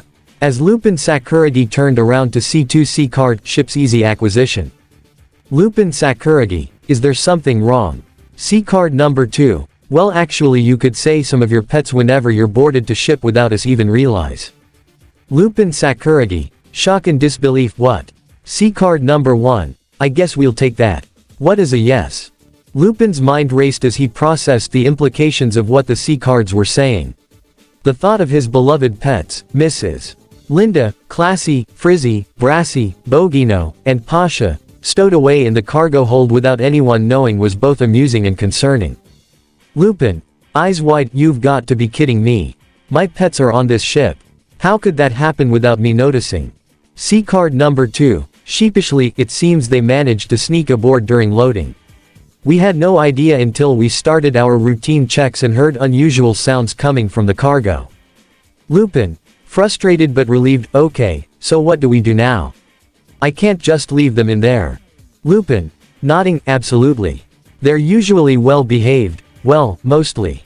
Without wasting any time, the sea cards led Lupin to the cargo hold. The atmosphere was a mix of excitement and anticipation. As they approached the area, he could hear the familiar sounds of trumpeting and playful growling. Lupin, grinning, they must be so excited. The sea cards unlocked the cargo area, and as soon as the doors swung open, a flurry of furry and feathered excitement burst forth. Mrs. Linda stepped out first, followed by Classy, Frizzy, Brassy, and the others. Pasha, waving her paws, Lupin. We knew you'd come get us. Lupin, okay, I have to admit that this is a whole new level for animals such as yourself sneaking. I'm board the ship without it if you realize that we're a long way from home. I guess you guys can't stay with me normally. It might actually some kind of small apartment, probably somewhere that a lot to rent for the time being. Lupin chuckled at the chaotic yet adorable scene before him. His pets had always been a source of joy, and their determination to stick by him was heartwarming, even if their antics had caused some anxiety. Lupin, sighing with a smile, you know, I appreciate your enthusiasm, but we need to be cautious. We are in a new country, and we don't want to stir up any trouble. Mrs. Linda, nodding, we understand, Lupin. We want to support you every step of the way. Classy, with her gentle demeanor, stepped forward. Classy, why don't we lay low for now? Frizzy, enthusiastically, yeah. We can sneak out later and explore. Lupin, grinning, well, I could use your help if things get tricky. How about we find a place where you can stay safe while I figure things out? See card number 1, interjecting, we can help facilitate the arrangements. There are accommodations on the ship for special pets. Lupin, nodding, okay, let's do that then. After a brief conversation with the sea cards regarding the best way to keep his animals secured while they adjusted to Japan, they led Lupin and his companions to a more spacious area on the ship where they could be comfortable. Once there, Lupin ensured they had plenty of room to lounge and play. The cargo space was cleaner than before, and he made sure to check that they had enough food and water. Once there, Lupin ensured they had plenty of room to lounge and play. The cargo space was cleaner than before, and he made sure to check that they had enough food and water. Pasha, thrilled, we'll be good, so go have fun. Lupin smiled as he left the cargo hold, reassured that his pets were all set. Lupin, can't believe my own pets decide to follow me. Through acting myself a judge.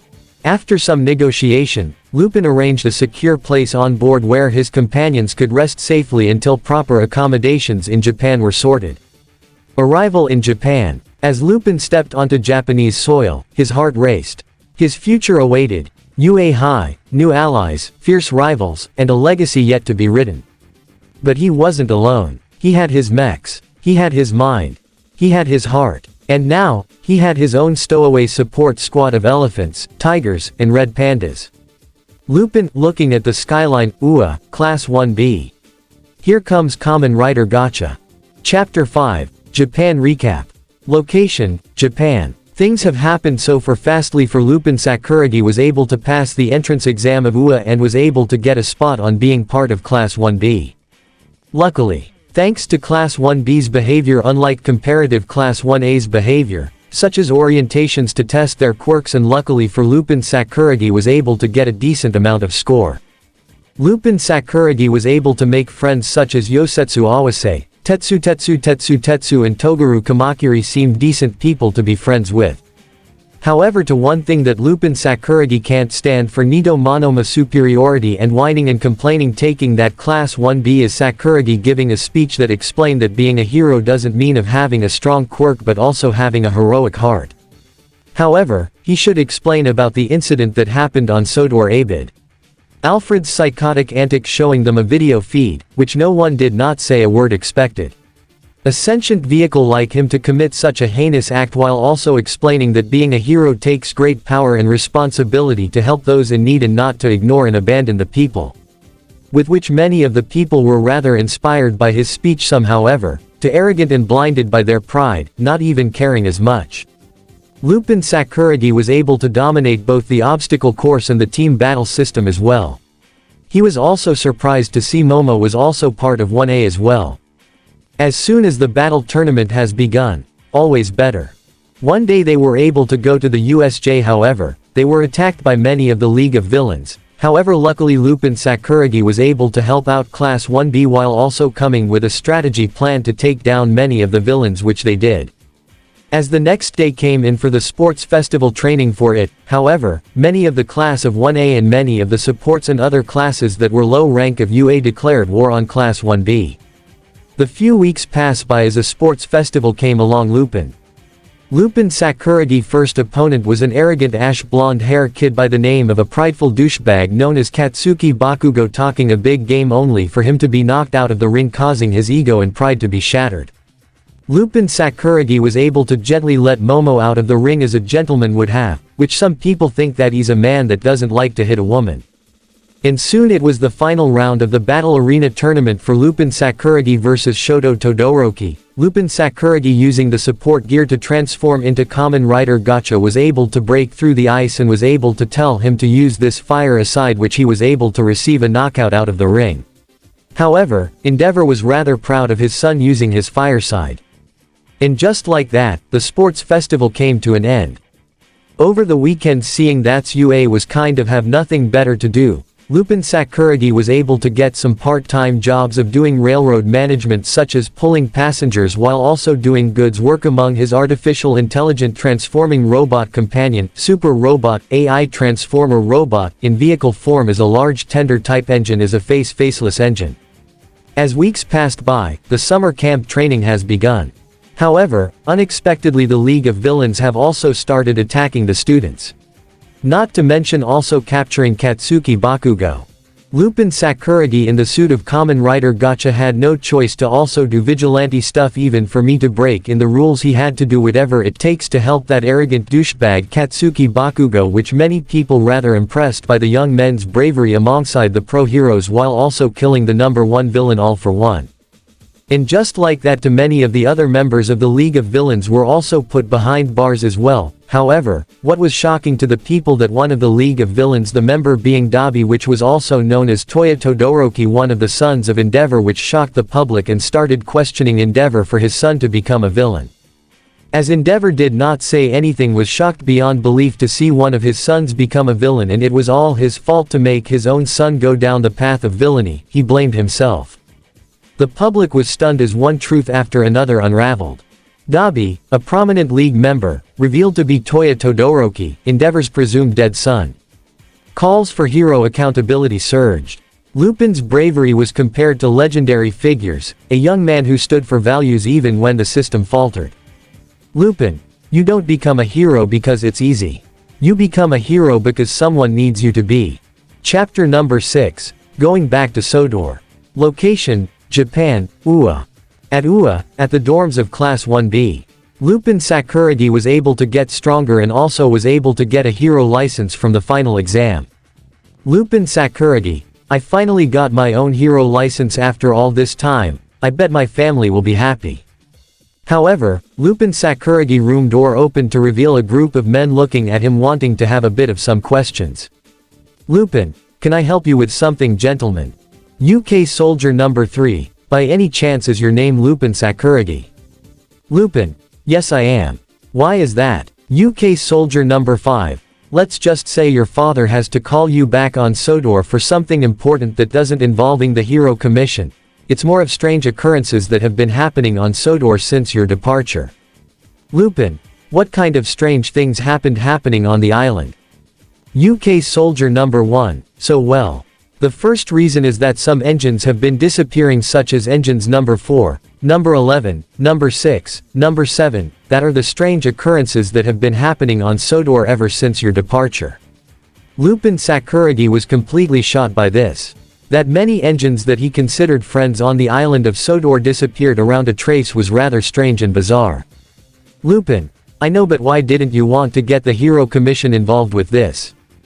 UK Soldier number 11, trust me, Hero Commission did sent pro heroes. Actually deal with the situation only for them to also mysteriously disappear as well. See, that's on a pro heroes of Japan where rather more incompetent. Lupin, so you haven't have a single clue on what exactly has been happening. UK Soldier number 19, your father is proud of you.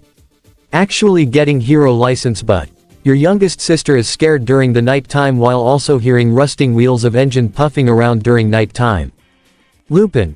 What did they look like? UK Soldier number 12. You can say somewhat of the rusted remains of, but we call them the deceived. Lupin. Sakuragi thought about it for a moment, but he had no choice but to have to pack his bag and had to go back to the island of Sodor of the UK. Principal Nezu understands about Lupin. Sakuragi leaving Japan while also going back to the UK of the island of Sodor for personal reasons. Some of Lupin's friends of Class 1B, Yosetsu Awase, Sen Kaibara, Momo Yaoyorozu, Kyoka Jiro, Itsuka Kendo, Setsuna Tokage and Kanoko Komori, decided to actually go ahead to go with him back to the island of Sodor. Avenger, Super Robot, AI Transformer Robot, in this vehicle form as a steam locomotive and tender was loaded into the ship alongside Lupin's pets with a group of female circus Asian elephants with no tusk, the gray skin one with the red rug and red headwear, Classy the big female Asian elephant. The blue-green skin one with the teal rug and aquamarine headwear, Frizzy the big female Asian elephant and the black Gary skin one with the light purple rug and purple headwear, Brassy the big female Asian elephant with Bogino the female red panda and Pasha the young female tiger cub going towards the animal compartment of the ship. It was a long trip on sea by boat. After all, it took a couple of days until they arrived at Sodor's harbor. Upon arriving at the harbor on the island of Sodor, Lupin. Sakuragi and his friends were greeted by his father, Kazuhiko Sakuragi, and his sister, Yeika Sakuragi. They were all eager to hear about Lupin's experiences at UA and his new hero license. Lupin. Sakuragi. Father, Yeika, I've missed you both. I'm glad to be back on Sodor. Kazuhiko Sakuragi. We're glad to have you back, Lupin. There have been some strange occurrences on the island since you left, as you may know. Lupin. Sakuragi nodded, and his friends looked at him with concern. Lupin knew he had to help his family and friends on Sodor, no matter what challenges they would face. Lupin. Sakuragi. I understand, father. I'm here to help. Let's find out what's happening on the island and put an end to it. Kazuhiko Sakuragi. Thank you, Lupin. We'll start by gathering information from the locals and seeing if we can find any leads on the missing engines. Lupin. Sakuragi. By any chance have you found them? As both his young sister and dad look down to the ground and shaking her heads and is saying no while also having a bit of a somber look. Lupin. Sakuragi. So you haven't found. So what else happened when I was gone? Kazuhiko Sakuragi. Well, you see why you were gone in Japan. Charles Topham Hatt, the controller of the main line, has passed away. Lupin. Sakuragi felt his heart shattered of hearing the words and soon got on his knees as tears for the old controller of the railroad of the Isle of Solar passed away. Lupin. Sakuragi. What happened to him and what was the cause of death? Kazuhiko Sakuragi. Well, you see, the cause of that was actually broken heart syndrome that he passed away. Lupin. Sakuragi alongside the rest of Class 1B heard it can help but also felt sorry, it felt sympathy. Kazuhiko Sakuragi. Mr. Percival. We'll be taking over as a substitute controller on the railway until a permanent one will be found. Lupin. Sakuragi. Well, that's good to hear. Anything else? Kazuhiko Sakuragi. Right then, you, Percy and Thomas will be working in Kildane with Branch Line for the time being. Yeika Sakuragi. Be careful, big brother. I've seen a lot of scary things when you're gone. Lupin. Sakuragi kneeling down and looking at his youngest sister and was curious on what exactly she was talking about. Lupin. Sakuragi. What strange things have you been seeing? Yeika Sakuragi. Weird and creepy lady wearing some kind of old 1980s dress while also stalking me mom and dad. Lupin. Sakuragi eyes wide in shock and disbelief as he remembered encountering the same lady during the sports festival. Lupin. Sakuragi. Are you alright? Did anything happen? Yeika Sakuragi. No, but she disappeared about a trace just like vanishing. Yeika Sakuragi's words hung in the air, a chilling reminder of the mystery that had followed Lupin since his arrival on Sodor. The strange lady, her connection to the disappearances, and now the passing of Mr. Topham Hatt, all of these factors weighed heavily on Lupin's mind as he prepared to face whatever lay ahead. Chapter number 7, Kildane Railroad. Location, UK, Island of Sodor, Kildane. Thomas the blue E2 tank engine alongside Percy the greenest little saddle tank engine are puffing along on tracks heading towards their new home in Kildane. Lupin Sakuragi. What's inside of the cab of Avenger Super Robot AI Transformer Robot in vehicle mode is a big steam locomotive doing passenger jobs, pulling passenger coaches with passengers on them to many stations. While they're doing passenger jobs, they could tell many military forces were all over, such as tanks with the chiefs driving by and jets and helicopters patrolling the sky. Lupin Sakuragi, to himself, things are the same. It seems that the whole island itself has gone into lockdown. Avenger Super Robot AI Transformer Robot in vehicle mode is a big steam locomotive, so after I deal with the heck is even going on. Lupin Sakuragi, to be honest, I'm brighter in the dark just like you are. Ask the passenger train pulled by Avenger Super Robot AI Transformer Robot in vehicle mode is a big steam locomotive stopped at one of the station of Kildane. After passengers done, decided to actually parking Avenger Super Robot AI Transformer Robot in vehicle mode is a big steam locomotive at a nearby siding, for hearing about the history about Kildane Railroad and also about the standing stones were shipped by cults. Lupin Sakuragi felt unnerved by the story of the truth about Kildane and especially about something about the standing stones. Sometime later after it in the sheds Avenger Super Robot AI Transformer Robot in vehicle mode is a big steam locomotive was shunted alongside. Next to him was Gain Super Robot AI Transformer Train Robot in vehicle mode is an electric bullet train alongside Thomas the tank engine, Percy the green saddle tank engine and Stafford the battery electric shunting engine. Stanford, how was your day on the branch? Thomas, I hope it's everything you like. Thomas, was okay. Stanford, and what exactly do you think that Godric Railway? Thomas, I don't think I made it that far. Stanford, and why is that? Thomas, one of the electric engines broke down. Stanford, was it Harwin? Thomas, yes, why? Stanford, because you get to go to the standing stones. Thomas, but the dig site. Stanford, yes. Thomas, but they're soldiers there. What could they possibly be looking for? Percy, they must be looking for King Godric's treasure. Thomas, confused, what are you on about? Stanford, legend has it treasure hidden near those stone. Percy, yeah, and it also cleaned by spirits. Thomas, while slow down Percy, where did you hear that from? Stanford, I told him. Thomas, shocked, what you told Percy ghost stories? Don't you know Mr. Topham Hatt and Toby are dead? Stanford, what? I had no idea. I'm truly sorry. Thomas, not only that you told it to Percy. He always gets carried away with these stories. Percy, no, I don't. Thomas, oh you don't. What about the time that you hit a lime cart? Instead of waiting for a constable you proceeded to leave the scene of the accident and come run me out of the shed, because I didn't believe your ghost story. Percy, you're just mad because I scared you for once. Thomas, that farmer was invested for insurance fraud. Because of. Percy, shut up Thomas. Stop telling me what I can't handle. I've been buried alive, tarted fetter and turned into death by chocolate. Who are you telling me what I can't handle? As the shed was completely silent, even a two AI transforming robots in their vehicle form stood there looking at the green saddle tech engine even though they don't have face, but they were also shocked by Percy's outburst. As one of the workmen came in. Workman, I hope I'm not interrupting anything important. Would one of you like to come shunting in the standing stone? Every diesel and electric they send in keeps breaking down at night. As Percy decided to man up for once and decided to go ahead, which Thomas decided not to, but always trying to mock him or making fool out of himself. However, the next day came. Percy was still shuddering. However, Thomas decided to go with him. However, some of the Special Forces soldiers went inside and went into the underground parts of the standing stones while also recovering. Something they found was like some cave drawing, however they heard some unknown monstrosities growling. While also in the sheds, Percy fright to the soldier that shot Thomas's wind glass. That was the next day. Thomas still scolded Percy but still however seen a puffing way unknowing to Thomas that a certain tank engine was also watching without anyone noticing its presence. However, the next day in a raining area of the Kildane, Thomas the blue tank engine was puffing with his faithful coaches of Annie and Clarabelle.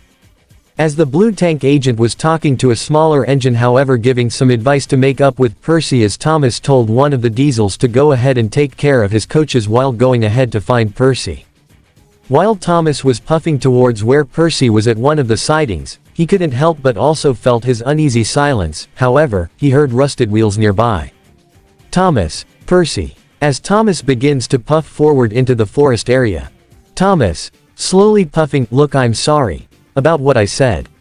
It was a horrible thing to say. Thomas continued slowly puffing into the forest while it was still raining, as Thomas stopped the midway in the forest. Thomas, hello Percy. Thomas spotted something of a red light coming within the forest while it faded away. Thomas began to puff slowly towards where the light was coming from. Thomas, puffing slowly, Percy, would you at least say something? Thomas began puffing out of the bushes and was surprised to see a set of old buffers. However, Percy wasn't anywhere nearby as he halted in front of the buffers. Thomas was rather confused while the silence didn't last long. Only to hear rusted remains of something nearby which made Thomas confused on what that rusted noise was. Thomas, driver, fireman, what's that noise? Thomas's driver, whatever could that be? Thomas's fireman, maybe they just left something that must be. As both Thomas's fireman and driver stood there silently seeing something that made them horrified, for the both of them to go back in Thomas's cab. As Thomas began to reverse backwards out of the woods by knowing about what exactly the buffers were until he made it into a siding and was surprised to see Avenger, Super Robot, AI Transformer Robot, in vehicle mode as a big steam locomotive was also the siding. As Thomas's fireman and driver exit out of the cabin entered a nearby building which Thomas was rather curious about. What exactly did they see? As Rosie, a tank engine similarity to Thomas, puffed by with a line of freight cars stopping next to him. Rosie, hello Thomas. What are you doing? All right. Thomas, I guess, but what are you doing? I thought you were managing my branch line. Rosie, I thought they need an engine at the Stones. Thomas, but Shen said that they didn't have any jobs. That's why Percy was helping clear out the line. Rosie, they couldn't find him. And that's what I call me. Thomas, well, did you see him? Rosie, I saw him when I was coming by near Sidekick and was talking to a purple engine. It looked kind of dirty. Thomas, I wonder who he was with. I guess I'll find out when I'll talk to him. Rosie, about what? Thomas, we got into an argument. And I said something that I shouldn't have said. Rosie, how bad was it? I hope you two can reconcile. You two were like brothers.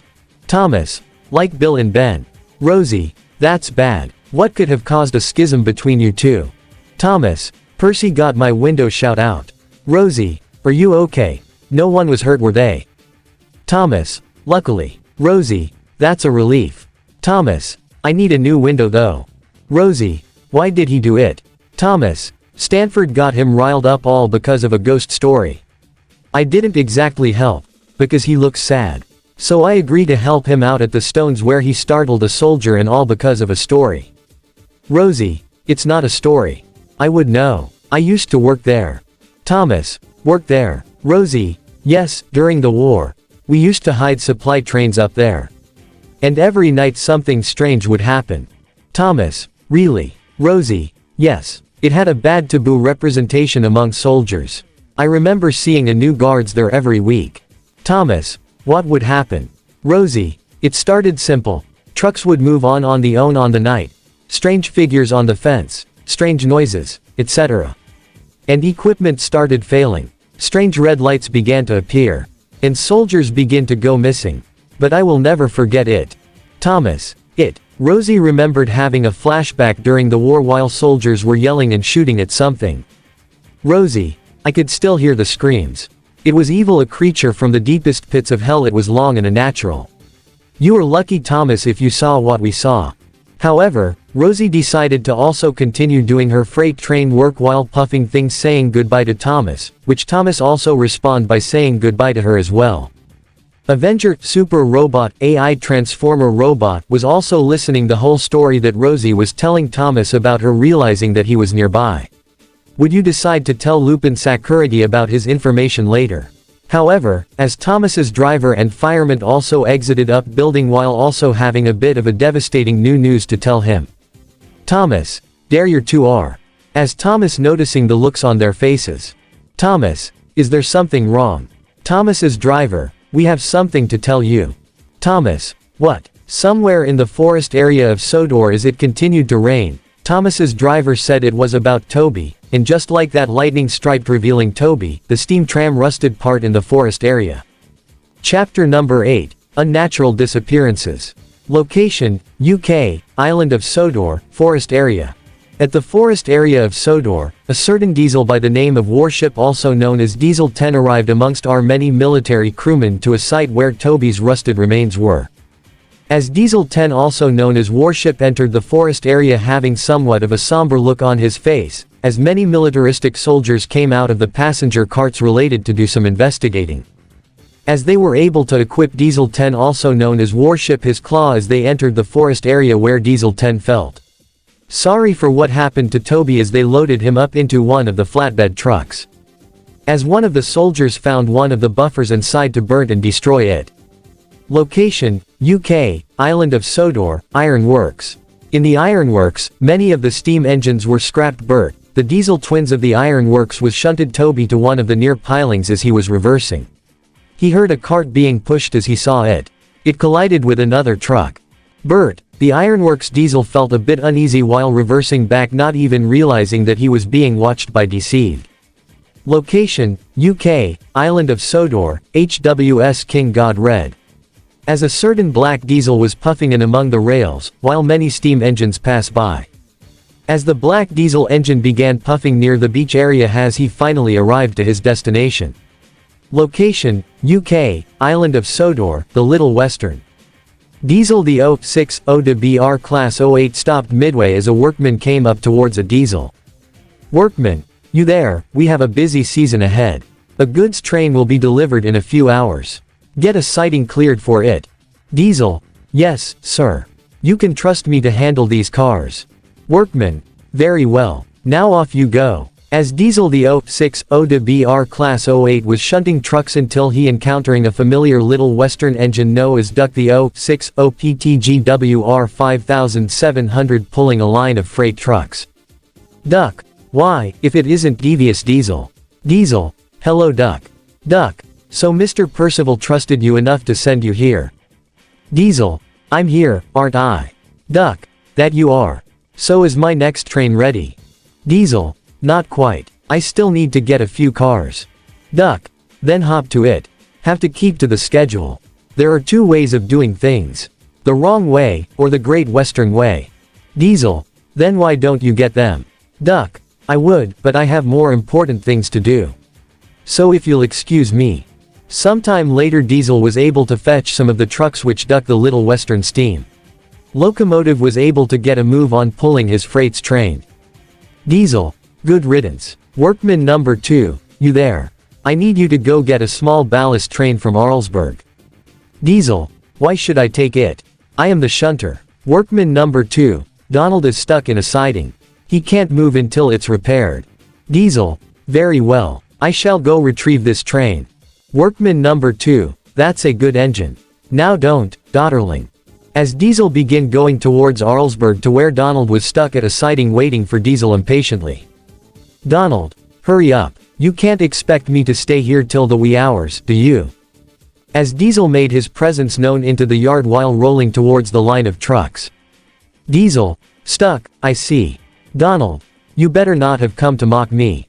Diesel. Heavens no. I came to help. Donald. Then do it and get going. Diesel. Nice to see you too. As Diesel is coupled to the line of trucks. Donald. Don't get smart with me, you black stain. Diesel slowly reversing out of the yard pulling the line of trucks, one of the trucks be named Scruffy. Scruffy. Usually when someone comes to help, they say thank you. Diesel. I don't blame them. Scruffy. Why wouldn't you? I'd be angry if I came to help but was insulted. Diesel. To put it simply, when I first came here, I was more antagonistic than accommodating. Scruffy. Troublemaker, I guess I can relate. Diesel. Me. Scruffy. There is a reason our moniker is Troublesome Trucks. Diesel. And mine is Devious Diesel. Scruffy. I think I'm gonna like you. Diesel getting continued pulling the trucks unaware on the road a group of militaristic lawyers were driving. Some time later, Diesel can always tell that Scruffy was looking a poster of Oliver remembering the time. Oliver put him in his place in a brutal way by tearing him apart. The next day came in and a storm came. At the sheds all 4 engines including a certain AI transforming robot in vehicle form is an electric bullet train known as Gain Super Robot AI Transformer Train Robot. Douglas, well, I hope Donnie alright. He should have been back by now.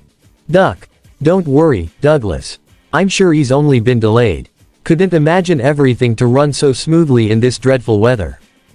Slippery rails and all. See, he probably has an explanation. Don't you, sir? Workman number 3, not much of one. He left Arlsburg, but he hasn't passed Cowan. We think he's broken down. Duck, oh, that's awful. Especially in this weather. Douglas, is there anything that can be done? Workman number 3, yes. I need a volunteer to go find him and bring him back. Duck and a Douglas looked at outside of the shed of the rain pouring and then look at the side to see Diesel and Gain Super Robot AI Transformer Train Robot vehicle form sleeping. Sometime later both Diesel and Gain Super Robot AI Transformer Train Robot inside of the electric bullet cab was Momo decided to make herself useful by working on the railroad. However, they spotted the freight train. Diesel, I think I see the train. Diesel's driver, well, let's just get coupled up. We'll take it back to the fishing village. It's not as far back as Arlsburg. Gain Super Robot AI Transformer Train Robot vehicle form is electric bullet train. Have a bad feeling about this. Diesel, I do find that the most suitable option. Diesel pulling up the train seems Scruffy shaking up. Diesel, Scruffy, do you know what happened to Donald? Scruffy, I didn't see. Unknown to the Diesel and electric Diesel that they were being watched behind by familiar shadow figure of a familiar little steam locomotive tank engine has been missing. Diesel, well, don't worry. We can find out later. How about we get you off the main line? Diesel alongside Gain Super Robot AI Transformer Train Robot inside of the electric bullet also parking Scruffy and the other trucks near siding when they moved to make it to Arlsburg West. As the 2 Diesels were able to reverse back and were able to park in the sidings by using a turntable. Diesel driver decided to go ahead and call head office for any signs of Donald or his crew. As Diesel noticed Scruffy being a bit more unnerving while shaking a bit, as Diesel alongside Momo that was outside of the electric transforming AI robot also to see a silhouette of a steam engine somewhere in the mist. Diesel's driver, he said they would notify the search and rescue center. In the meantime, they want us to go look for Donald. His crew could be hurt and in danger. We need to go look. Diesel, then we'd better get moving. Diesel the 060 to BR Class 08 and Gain Super Robot AI Transformer Train Robot inside of the electric bullet cab was Momo continues searching for Donald and his crew that were somewhere in the rain and mist. Scruffy, be careful, Diesel. Gain, and Momo, there's something in that rain. As both Gain Super Robot AI Transformer Train Robot inside of the electric bullet cab was Momo stop at a nearby station in the little western of the beach area. Diesel's driver, I'm going to ask the station manager if he's seen any engines pass by. Sit tight, it won't be long. As Diesel's driver going into to ask the station manager if he's seen any engines pass by. A few minutes pass by for the silence to be broken by screeching metal and rusted wheels moving by as Diesel noticed a silhouette of a steam engine. However, he could tell who it was that passed by, only for this unknown steam engine to disappearing the mist. Soon they hear puffing noises and out from the Smiths came the figure of Duck the 060 PTGWR 5700 himself. Diesel, Duck, what are you doing here? Duck, a certain someone couldn't find Donald, so Douglas went down to Tin Man, and I'm going to look up at Arlsburg. Diesel, if I'm still going to Arlsburg, then why would I have seen anything? Duck, this isn't a joke, Duck. Donald could be the next to go missing. Diesel, and they won't, because I'm going to find them and you're going to keep looking. As Duck the little western engine reverse back continue looking for any sign of Donald. Diesel's driver, right, sorry to keep you waiting. He said he saw an engine pass by earlier, but he didn't know which one. Diesel, what now? Diesel's driver, drive back until we find something. As Diesel and Gain Super Robot AI Transformer Train Robot inside of the electric bullet cab was Momo continues searching also moving across the rain and the mist looking for Donald, until they stopped in their tracks to see a red light in the distance. As Diesel and Super Robot AI Transformer Train Robot inside of the electric bullet cab was Momo to investigate what the red light was to see Duck standing there unusually quiet. Diesel: Duck, what are you doing here? I thought you went to Arlsberg. Duck: I was, but I saw something on the pier. Why don't you go take a look? Diesel: Why didn't you? Duck: Because you're right there. Diesel: I guess I can't argue with that logic. Super Robot AI Transformer Train Robot inside of the electric bullet cab was Momo started to notice that Duck the little Western engine was acting strange. Super Robot AI Transformer Train Robot the electric bullet: Hey Duck, are you alright? Duck: Never been better. An unknown whistle was heard from within the mist. However, Diesel did not hear his. However, Momo inside of the cab of Super Robot AI Transformer Train Robot inside of the electric bullet hearing the whistle. Whose whistle is that? Duck: I must be off now. They're calling for me. I will send another engine to help you. Duck the 06 OPTGWR 5700 continued to move only for the wheels sounded a bit rusted to the mist and vanishing and out of sight. Momo: Okay, I have the feeling that Duck isn't acting like himself. Super Robot AI Transformer Train Robot the electric bullet. Not to mention his wheels aren't moving the same. They sounded rusty and worn out. As Diesel and Super Robot AI Transformer Train Robot inside of the electric bullet cab was Momo. As they continued on the pier they came across Scruffy that was shaking. Diesel: Scruffy, what are you doing here? Scruffy: Scared. Diesel: You have to help me. I think he's trying to finish me off. Super Robot AI Transformer Train Robot the electric bullet. Who is? Scruffy: Scared. Oliver. Super Robot AI Transformer Train Robot the electric bullet. What? Unknowingly to the trio that were on the same railroad track that Oliver for the deceive, Oliver was behind Super Robot AI Transformer Train Robot the electric bullet. Diesel: That cannot be. He disappeared several years. Scruffy: Scared. You don't understand. I've seen him everywhere. Diesel: That cannot be. There has to be a. Only for the deceive Oliver to bump into Super Robot AI Transformer Train Robot the electric bullet and pushing Diesel only for Scruffy to be pushed off into the water of the pier. Momo: Cab of the AI transforming robot in vehicle form. What the hell, who pushed us? Diesel: Oh no, someone help. Help. Scruffy to troublesome truck begin praying. However, luckily in the nick of time Worship Diesel 10 was nearby honking his horn, deceived Oliver to retreat. Has the pier begin to collapse as Momo leaves the vehicle form of Super Robot AI Transformer Train Robot the electric bullet. He was a quirk work of creation, creating a grappling hug swinging away from the pier while also splashing into the water that wasn't deep. Sometime later as a rescue team and soldiers from the MOD. Super Robot AI Transformer Train Robot in vehicle mode as electric bullet was taken to the works by many scientists of the company to make sure to clear out water whilst repairing him. Lupin Sakuragi with Mrs. Linda the big female Asian elephant that wears a pink headwear on the top of her head and a light pink colored rug with pink trimming. Check up on Momo Yaoyorozu having a towel rubbed around her and was drinking some hot ginger tea while being shivered by the cold water. Lupin Sakuragi: Momo, thank God you're all right. Momo: Yeah, I'm fine. Though I am coming up with a cold. Lupin Sakuragi: So what happened? Momo Yaoyorozu shivered as she wrapped herself in a towel, her teeth chattering from the cold. She looked up at Lupin, her eyes wide with a mix of fear and confusion. Momo Yaoyorozu: We were on the pier, searching for Donald and his crew, when Scruffy suddenly said that Oliver was trying to finish him off. We didn't believe him at first, but then Oliver appeared out of nowhere and pushed us into the water. Lupin Sakuragi's eyes narrowed as he processed the information. He knew that Oliver had disappeared years ago, but if Scruffy and Momo had seen him, then there had to be a logical explanation. Lupin Sakuragi: Oliver can't just vanish and reappear without a reason. There must be something else at play here. Mrs. Linda the big female Asian elephant that wears a pink headwear on the top of her head and a light pink colored rug with pink trimming nodded in agreement, her eyes concerned. Mrs. Linda: You're right, Lupin. We need to find out what's causing these disappearances and why Oliver seems to be involved. As in Maud, Soldier entered, getting their attention of having any news about what happened to Donald, one of the Scottish twin engines. Lupin Sakuragi, so any whereabouts and abouts Donald and his crew. Maud Soldier, I'm sorry. Worship came back, however he only brought Donald's tinder. I'm sorry to say that Donald himself is gone. The same thing also happened to Duck as well, which he also disappeared and never returned. So it's rather concerning that numbers 9 and 8 are gone.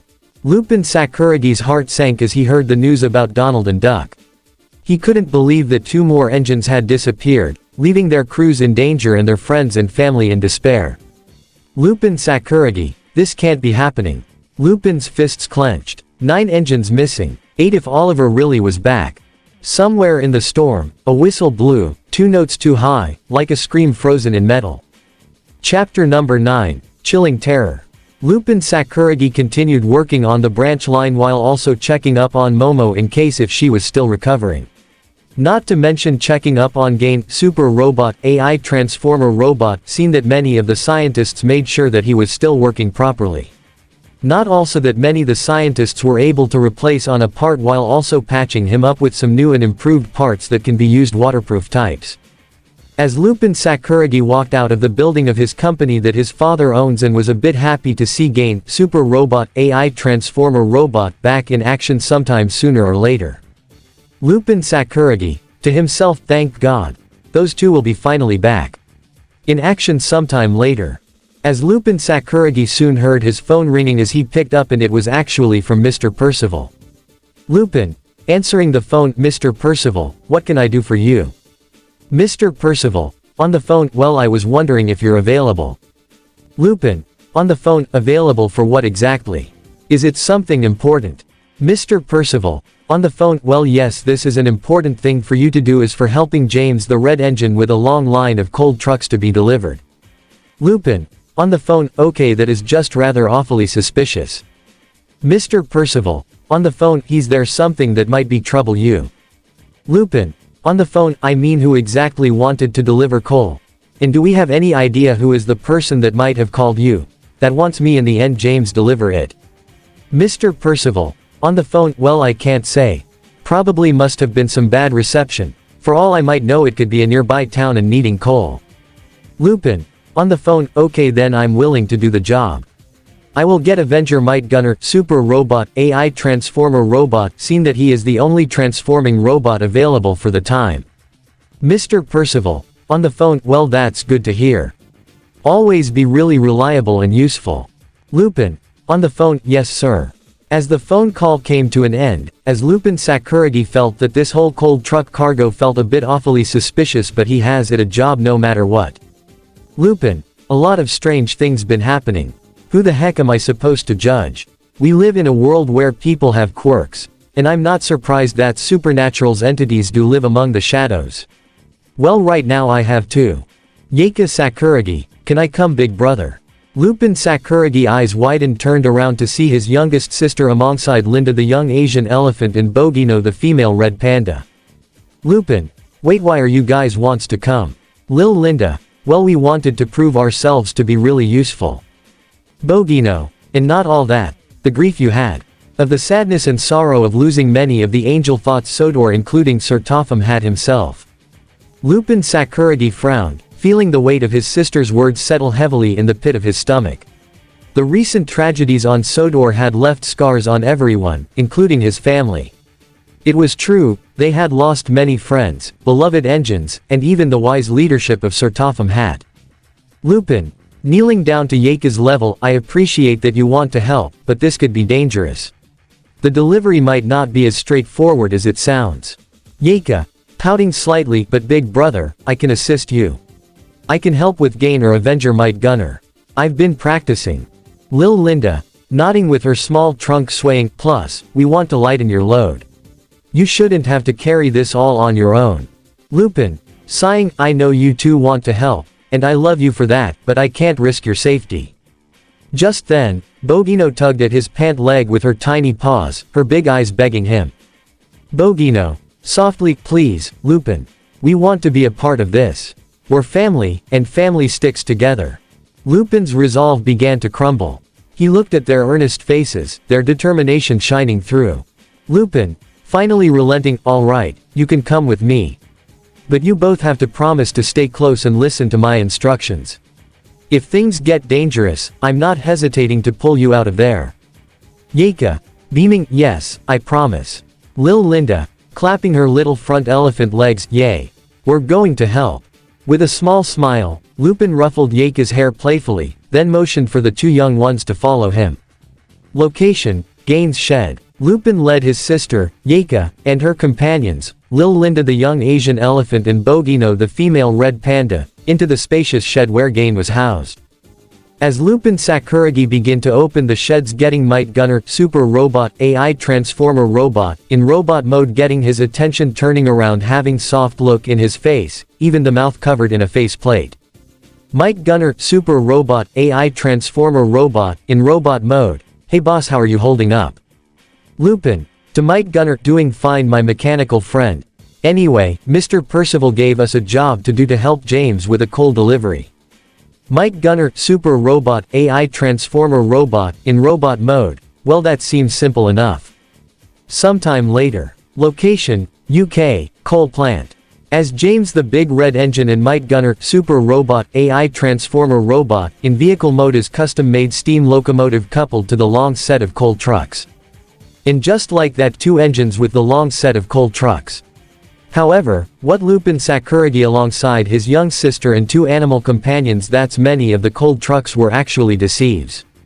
As the coal train begins to be puffing along the tracks with Diesel 10 also known as Warship, following them carefully. However, the lost one in human form was able to actually come with many plans. First one coupling one of the trucks using her whistle. So for one to deceive trucks to push Diesel 10 into a siding. However, getting back on the tracks. James the Big Red Engine and Might Gunner Super Robot AI Transformer Robot, in vehicle mode is custom-made steam locomotive coupled to the long set of coal trucks puffing along the tracks near the forest area. However, only 4 for the coal train to end up in the wrong side and the last one using her whistle. Sending us points back to normal for Diesel also known as Warship rolling along. Not even realizing that they ended up in the forest area. Lupin Sakuragi inside of the cab of Might Gunner Super Robot AI Transformer Robot, in vehicle mode is custom-made steam locomotive looked outside cab and realized that they were in the forest, which he thought nothing much of it if it could have been like sort of a detour. Lupin, to himself, something's not right. I have a really bad feeling about all of this. It almost feels like that. This whole thing could be some kind of setup for even a trap. In any case, I have to be prepared for the worst. Lupin Sakuragi lift up his train driving uniform to reveal the belt of Kamen Rider Gotcha, having it around his waist in case the transform for a situation like this. Meanwhile with Arthur. Location, UK, Sodor Toy Factory. Arthur the Maroon 262LMS IVA 2MT tank engine coupling up to some mail train filled with special mail train to be delivered. Arthur's driverman. All right Arthur. Let's try to beat the snow. Arthur, I'll do my best. Arthur the Maroon 262LMS IVA 2MT tank engine continued puffing along the tracks with the mail train. He had delivering it to many of the nearby towns. As Arthur the Maroon 262LMS IVA 2MT tank engine with the mail train stopping at a nearby station, until Diesel 10 also known as Warship pulled by.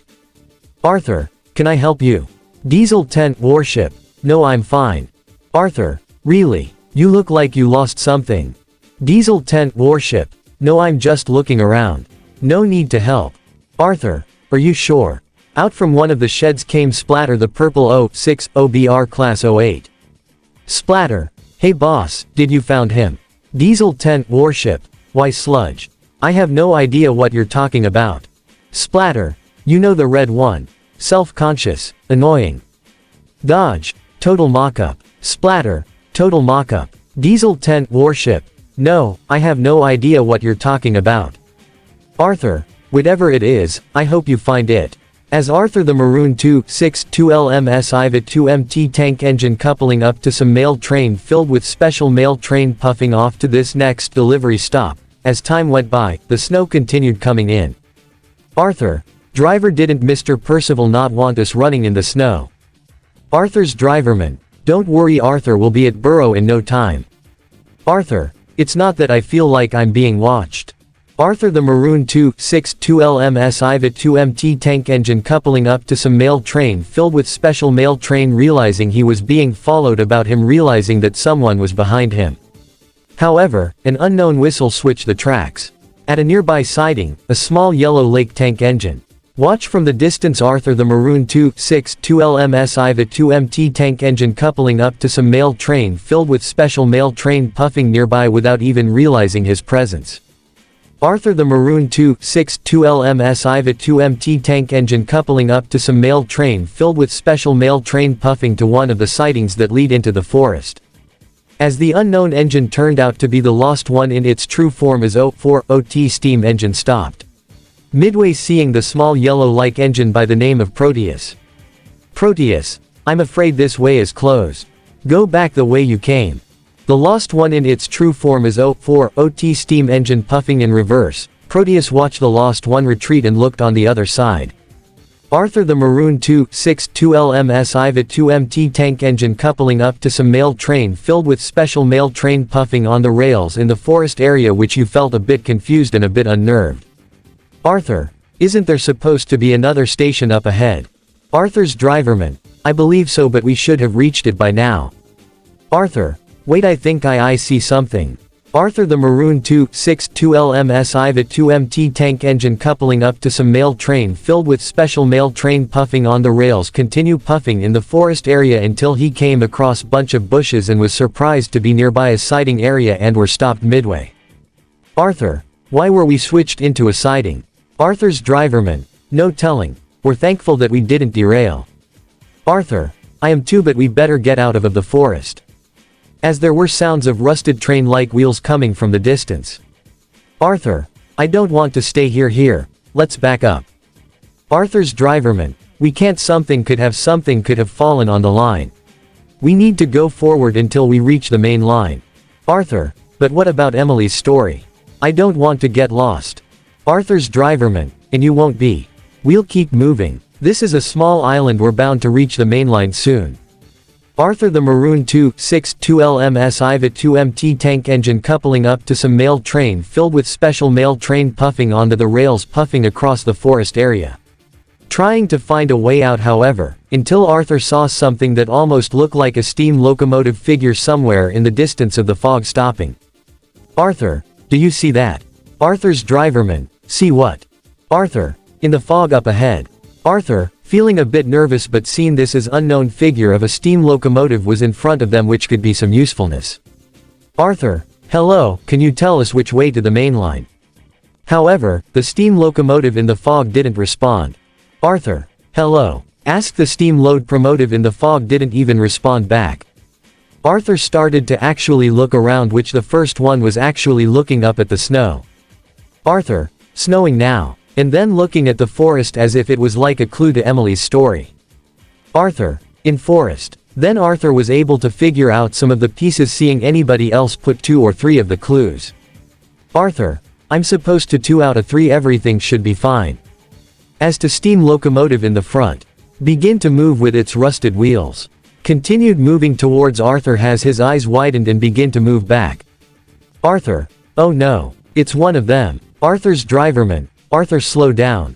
Arthur, no they're going to get me. Arthur's driverman, we could derail. Arthur the Maroon 262LMS IVA 2MT tank engine coupling up to some mail train filled with special mail train puffing in reverse medium fast.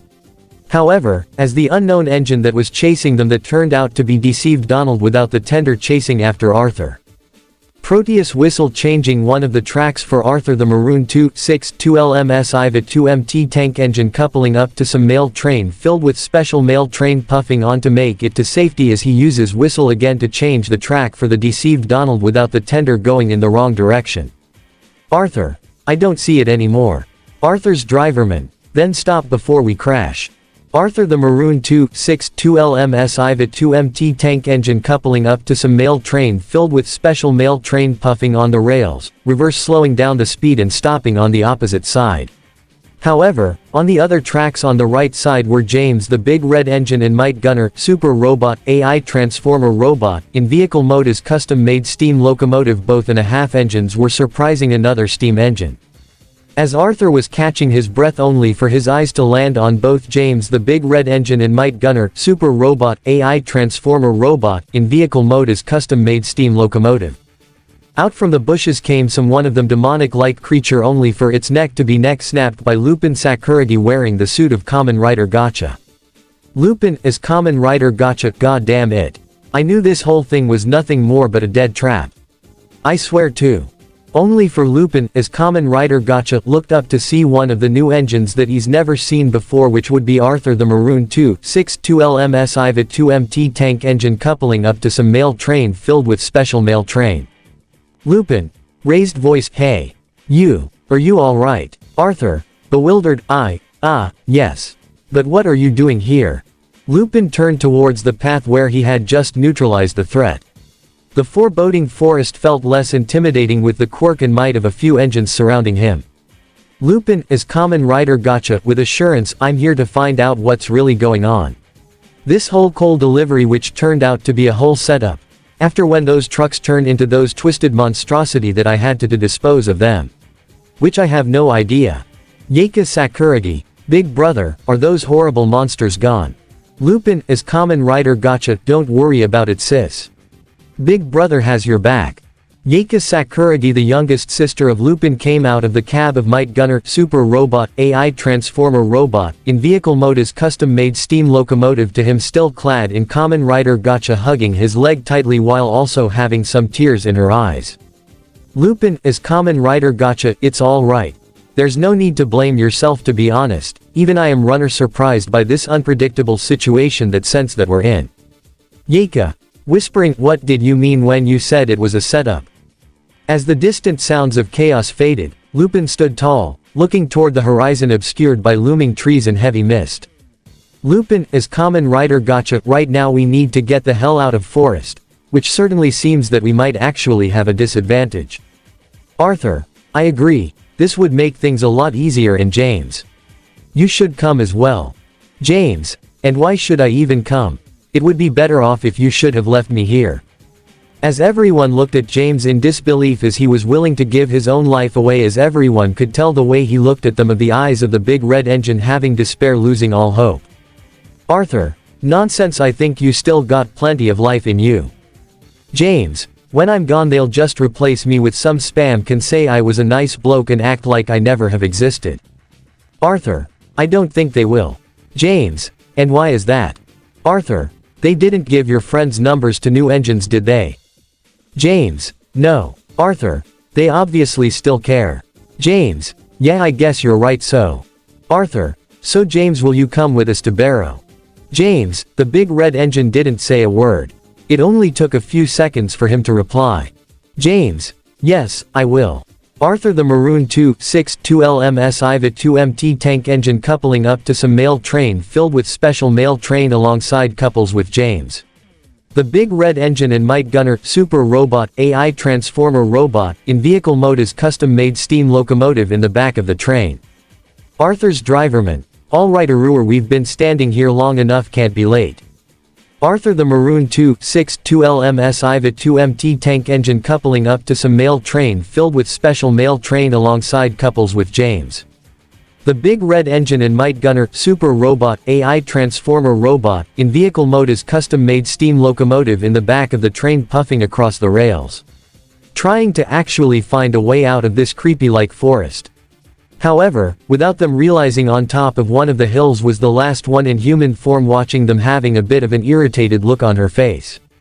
As Arthur the Maroon 262LMSI 2MT tank engine coupling up to some mail train filled with special mail train alongside couples with James. The Big Red Engine and Might Gunner Super Robot AI Transformer Robot in vehicle mode as custom-made steam locomotive in the back of the train, puffing across the rails, stopping at an intersection to know which path to go. As Arthur looked both ways. He looked at the left side, which you could hear metal screeching wheels coming from the left side, and then when he looked at the right side, meaning it was the right way to go. Arthur the Maroon 262LMS IVA 2MT tank engine coupling up to some mail train filled with special mail train alongside couples with James. The big red engine and Might Gunner Super Robot AI Transformer Robot in vehicle mode is custom-made steam locomotive in the back of the train puffing across the rails as they went to the right side, seen that it was safe, which it was. They continued puffing along the tracks saying nothing did happen as they stopped at another intersection knowing which path could be safe. As Lupin Sakuragi is Kamen Rider Gotcha on top of one of the mail trucks with his little sister and two animal companions poking their heads out from the cab of Might Gunner Super Robot AI Transformer Robot in vehicle mode is custom-made steam locomotive. Lupin Sakuragi is Kamen Rider Gotcha. Well, now it seems it is going to be a bit of a difficult one. Seeing how I do not hear any rusted screeches locomotive wheels coming from either both sides, so I'm guessing the only to be cut off by noises of rolling wheels coming from behind them. Lupin Sakuragi as Kamen Rider Gotcha turned around. Was shocked to see a truck rolling past them in incredible speed. Going on the right side only for it to disappear. However, the ground and the rail begins to rumble as monstrous screeches and roars were heard across the forest. And just like that, two deceived engines begin to approach from both the back and front. Arthur the Maroon 262LMS IVA 2MT tank engine coupling up to some mail train filled with special mail train alongside couples with James. The big red engine and Might Gunner Super Robot AI Transformer Robot in vehicle mode is custom-made steam locomotive in the back of the train puffing fast across the rails, moving to the left side only for the two deceived engines to bump against each other as a deceived Oliver came out of nowhere. Lupin Sakuragi is Kamen Rider Gotcha getting out his blaster, firing it directly at the deceived Oliver, which caused somewhat dense, as they continue being chased only for the deceived Oliver to end up on the wrong side of the tracks as they continued being chased. Lupin Sakuragi is Kamen Rider Gotcha having a camera mode inside the helmet took a picture of somewhat of an unknown-like engine. However, it didn't had a face, but it had a bit of a weird eerie aura to it. As they were continued being chased, finding way as they ended up somewhere else until the deceived Donald came out of nowhere without the tender puffing fast across the track only for many military soldiers firing their weapons directly at the deceived Donald. However, they were stopped at an intersection of a dead end. Lupin Sakuragi is Kamen Rider Gotcha. God damn it.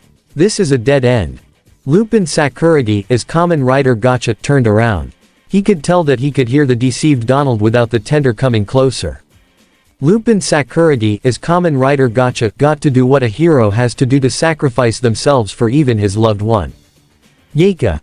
Big brother, are we going to die? Lupin Sakuragi is Kamen Rider Gotcha. If we're going to die, then I'm willing to die for on Earth to protect you. However, as a deceived Donald came closer by somewhat of a miracle, gain Super Robot AI Transformer Train Robot transformed into robot mode.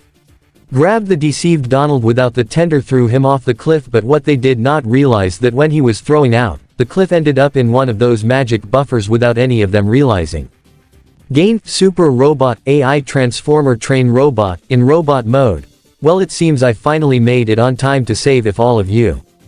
Lupin Sakuragi is Kamen Rider Gotcha. I'm rather surprised you finally came back in commission. Gain Super Robot AI Transformer Train Robot in robot mode. Well, what can the best robotic friend like myself could do to help his own boss? Arthur, pardon for the interruption, but shouldn't we actually get this mail train? Lupin Sakuragi is Kamen Rider Gotcha right then. Location, UK, Barrow Station. At the station of Barrow, frustrated families were getting a bit irritated, however, only for Mr. Percival actually telling them that the train itself had gotten the slight detour. Arthur the Maroon 262LMS IVA 2MT tank engine coupling up to some mail train filled with special mail train alongside couples with James.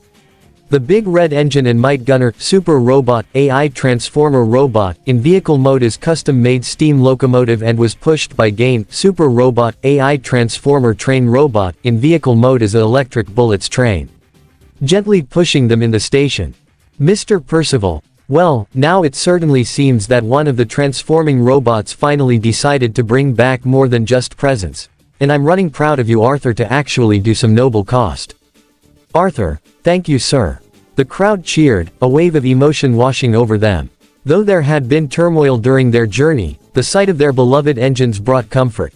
Meanwhile, in a secluded corner of the station, Lupin, still in his Kamen Rider Gacha suit, knelt beside his sister Yeika, who watched the celebration with wide eyes filled with hope. Yeika, with excitement, look, big brother. Everyone is so happy to see Arthur and James. You helped make that happen. Lupin, smiling warmly, we did it together, Yeika. All of us, Gain, Mike Gunner, and you too, played a part in this. You know, heroes come in all shapes and sizes, and protecting those we care for is what makes us truly heroic. Lil Linda trumpeted softly, I'm glad that whole mess was over. As Lupin Sakuragi is Kamen Rider Gacha, looking directly at the wrist of a holographic picture of the unknown inch on the siding being the last one in her true form as Steam Locomotive Class 04 OT. However, Lupin Sakuragi is Kamen Rider Gacha had never seen this locomotive steam engine before. Lupin, muttering, who are you, really? And what do you want? Chapter number 10. Black Gain Test Run. Location, UK, Cyber Industries.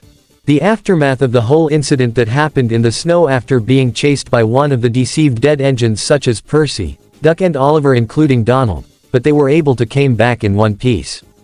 Lupin Sakuragi wearing civilian attire walking towards the company of his father owns known as Cyber Industries testing out a new transforming robot.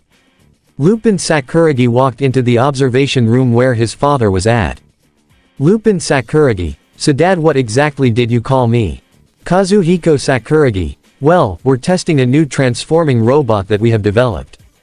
Kazuhiko Sakuragi turned from the bank of monitors displaying various technical data, his expression a blend of excitement and seriousness. Kazuhiko, gesturing toward the screens, this is Black Gain. We believe it can operate as a more combat-ready counterpart to Gain, integrating new enhancements and functionalities based on the data we collected from the last battle. Lupin leaned in, his interest piqued. The screens displayed schematics of Black Gain, showcasing its sleek, darker design. The robot looked more formidable, with advanced weaponry and a more aggressive profile. Lupin, nodding, it looks incredible. What improvements did you manage to implement? Kazuhiko, explaining, we enhanced its technology manipulation interface, making it react and adapt faster in battle. We've also integrated stealth capabilities and advanced targeting systems. The prototype is ready for a test run, and I thought of no one better than my own son to pilot it. Lupin's heart raced with enthusiasm. As much as he enjoyed the thrill of being Kamen Rider Gacha, being a pilot would amplify his ability to protect those he loved. Lupin, grinning, you know I've been itching to try this out. When do I get to hop in? Kazuhiko gestured with a smile toward the testing area outside the observation room, where Black Gain was standing, shimmering under bright lights, powered down and waiting for the command to come alive. Kazuhiko, with a proud smile, right now, if you're ready. Location, Cyber Industries Testing Ground. Lupin walked down the corridor leading toward the test area, his adrenaline surging. The sight of Black Gain towering in its dormant state made him feel like a child again, excited for his first trip on a train. Lupin, to himself, let's see what you've got. As he approached, he noticed the mechanical details closely. The glossy black finish combined with striking red accents gave Black Gain an almost menacing aura. With a deep breath, he stepped into the cockpit, feeling the familiar rush of excitement wash over him. Lupin, activating the systems, let's take you for a spin. He pressed a series of buttons, initiating the startup sequence. The cockpit lit up with holographic displays, and the voice of Black Gain's AI filled his ears.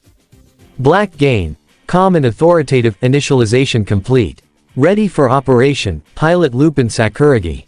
Lupin, grinning, time to see what you can do. As he started inputting commands, Black Gain's systems whirred to life, and the towering robot began to glow with power. Black Gain, in a deep, resonant voice, engaging first mode, transformation. In a dazzling display of mechanics and engineering, Black Gain transformed seamlessly from the standing robot into a sleek, fierce-trained form. Lupin marveled at the transformation, feeling the rush of wind and the vibration of the ground beneath as the mighty machine began to move forward. Lupin, excitedly, this is amazing. He drove Black Gain down the track, executing several maneuvers to test its steering, speed, and responsiveness. The feeling of control exhilarated him as he pushed the transformation to its limits. Black Gain, analyzing speed at optimal levels. Engaging stability protocols. Lupin uncoms his father. I'm guessing that you built him for a reasons. Kazuhiko uncoms to his son. That's right, son. The mod wanted me to build Black Gain Fortum in case of any setbacks or any future threats. Lupin uncoms his father. Any kind of threats for any pro heroes far beyond their reach. Kazuhiko uncoms to his son. Like I said, the mod are group of strict militaristic professionals taking care of classified dangerous forces beyond even the pro heroes could handle. Lupin uncoms his father. Threats beyond not even the pro heroes couldn't even handle. Just then and Mod Soldier steps into the training facility testing room command center. Mod Soldier, I have to admit your son is doing well. Performance on Black Gain. Kazuhiko, of course. Yes, might ask why you were here. Mod Soldier, well, orders came from Mr. Percival himself for your son to do some railroad assignment in the ironworks and to take one of his animal companions with him. Kazuhiko uncoms to his son. Well, you heard that, son. Here I'll be working at the ironworks. Lupin uncoms his father. Don't remind me of working at that accursed place. I almost felt like a graveyard for every machine that's been scrapped. Kazuhiko uncoms to his son. Don't worry, son. At least you get to travel with Avenger, Super Robot, AI Transformer Robot, the one that transforms to a big steam locomotive with a tender. And also taking one of your animal companions or pets with you. Lupin uncoms his father. Well, I'm guessing that the only animal companion, that's all. Take that will assist me is Trixie, the biggest female African forest elephant. Location, UK, Sodor Ironworks. It was raining at the Sodor Ironworks with the fog also rolling in for it to have a bit of an eerie complex. Lupin Sakuragi was wearing raincoat with a hoodie. Give the rain while looking back, seeing Trixie, the biggest female African forest elephant, using her elephant trunk to grab onto a group of scrap items and junk while also putting it on one of the empty trucks that was coupled to Avenger, Super Robot, AI Transformer Robot, in vehicle form as a locomotive D51498 classic steam locomotive Dagoaki. Trixie, the biggest female African forest elephant. Seriously, why do I to take out disability trash of scrap? Lupin. Well, listen to hear, you lazy oaf of an elephant. At least many of the other Asian elephants have been doing a lot more hard work, and your first African forest elephant has to be really responsible and reliable. So, only for Lupin Sakuragi cut off by somewhat of groaning and creaking rusted wheels as he walked over and squinted his eyes in between the gap of two cards as he saw one of the Scottish twins. Lupin, to himself, I didn't expect Mr. Percival or someone else to send in Douglas to help out. As Lupin Sakuragi turned around to help Trixie, the biggest female African forest elephant, but like many of scrap items into many of the empty trucks. But what Lupin Sakuragi realized that wasn't Douglas. It was Donald, except he was the deceived Donald that was chased him in the forest without the tender pushing to remains of instead Husk of Gordon alongside deceived Toby cart filled with scrap in the center. The last one, while also coupled behind her, was deceived Breakdown Toad. As the cloth was removed from the flatbed truck to feel a small rusted remains of a tank engine that belongs to the Skarloey Railroad. With Lupin Sakuragi and Trixie, the biggest female African forest elephant, were done finishing putting many love scrap stuff in too many of the carts. Lupin, okay, then it's time for the stuff to be. Only for to hear a loud whistle accompanied by somewhat of a banshee-like scream that came from within in the Sodor Ironworks. As Trixie, the biggest female African forest elephant, jumped up in fear. It was about Trump and fear only for Lupin Sakuragi, covering her mouth and covering the nostrils over elephant trunk as if signaling her to be quiet. Lupin, the only thing would make things worse if you trumped it, giving away precision to who knows what's made that scream. Lupin Sakuragi bird puffing noise as if a steam locomotive as he turned around and squinted his eyes, seeing somewhat of a tank engine. However, it was hard to make out. Was puffing out of the iron works. Avenger, Super Robot, AI Transformer Robot, in vehicle mode. Who in the world was that? Lupin Sakuragi didn't even respond, as mind racing with a lot of questions on what exactly just happened, for example of who or what made that banshee-like scream. And the second question was, it was the unknown inch that erased out of the ironworks you barely even any time. Well, because of the rain and fog made it difficult friend to see it. Chapter number 11. The Scrapyard Resurrection. Location: the abandoned scrapyard, Sodor. Rain on the island of Sodor was never just rain. It was a shroud, a veil that blurred the line between the living present and the spectral past. It was in this weeping gloom that the island's wounds seemed to open, and things long buried dared to stir. The recent tragedies, the silent births at Tidmouth Sheds, the empty tracks where beloved engines once puffed, hung heavy in the sodden air. They were more than machines, they were a part of Sodor's soul, and they were gone, vanished without a trace or a clue. Through the relentless downpour, a sinister procession moved along a disused line. Leading them was a dirty purple tank engine, her paint blistered and faded, her form exuding a palpable aura of ancient malice. She was known only as the Lost One. Behind her, puffing in a grim, silent cadence, were her followers, the Deceived. Their eyes were vacant, their spirits broken and remade into instruments of her will. The Lost One slowed to a halt in the most forsaken place on the island, the abandoned scrapyard. It was a graveyard of forgotten steel, a monument to endings. Rusted hulks and corroded tenders lay scattered like bones. And there, amidst the decay, was a particular set of remains, the LNERB-12, a green tender engine who, in a fit of murderous rage, had once tried to destroy both Gordon and Henry. His name was Alfred. Now, he was little more than a skeleton of rust and regret. The Lost One's voice cut through the drumming rain, not a shout, but a low, resonant command that seemed to still the very air around her. The Lost One, rise. Alfred, be my humble servant. A dark, violet energy crackled from her form, snaking through the puddles and wrapping around Alfred's scattered parts. It was a blasphemous magic, a force that twisted the natural order. Metal screeched as corroded components were wrenched back together. Rivets popped into place from nothingness, and twisted frames straightened with a series of sickening cracks. The very rust seemed to reverse its course, the green paint deepening to a malevolent gloss. In a matter of seconds, the impossible was complete. Where a pile of scrap had lain, Alfred now stood whole. His single, massive eye blinked open, swirling with confusion and shock. He looked down at his own reborn buffers, then around at the rain-lashed scrapyard. Alfred, voice a rusty, disbelieving croak, what is going on? What happened? How am I alive? His gaze then fell upon the engine beside the Lost One. It was Gordon, or a grotesque imitation of him. The great blue express engine stood utterly still, his eyes blank and pupilless, devoid of the pride and fire that once defined him. A cold dread seized Alfred. He turned his attention fully to the faceless purple engine who had orchestrated this miracle. Alfred, are you the one responsible for this?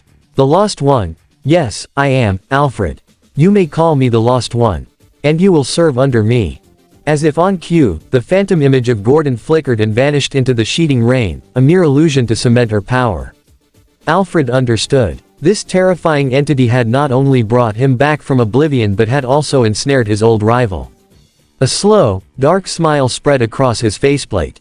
The humiliation of his past defeat, his obsession with superiority, it all came flooding back, now amplified by this second chance. Alfred, so, I'm guessing you want an alliance. The Lost One, yes. Will you aid me?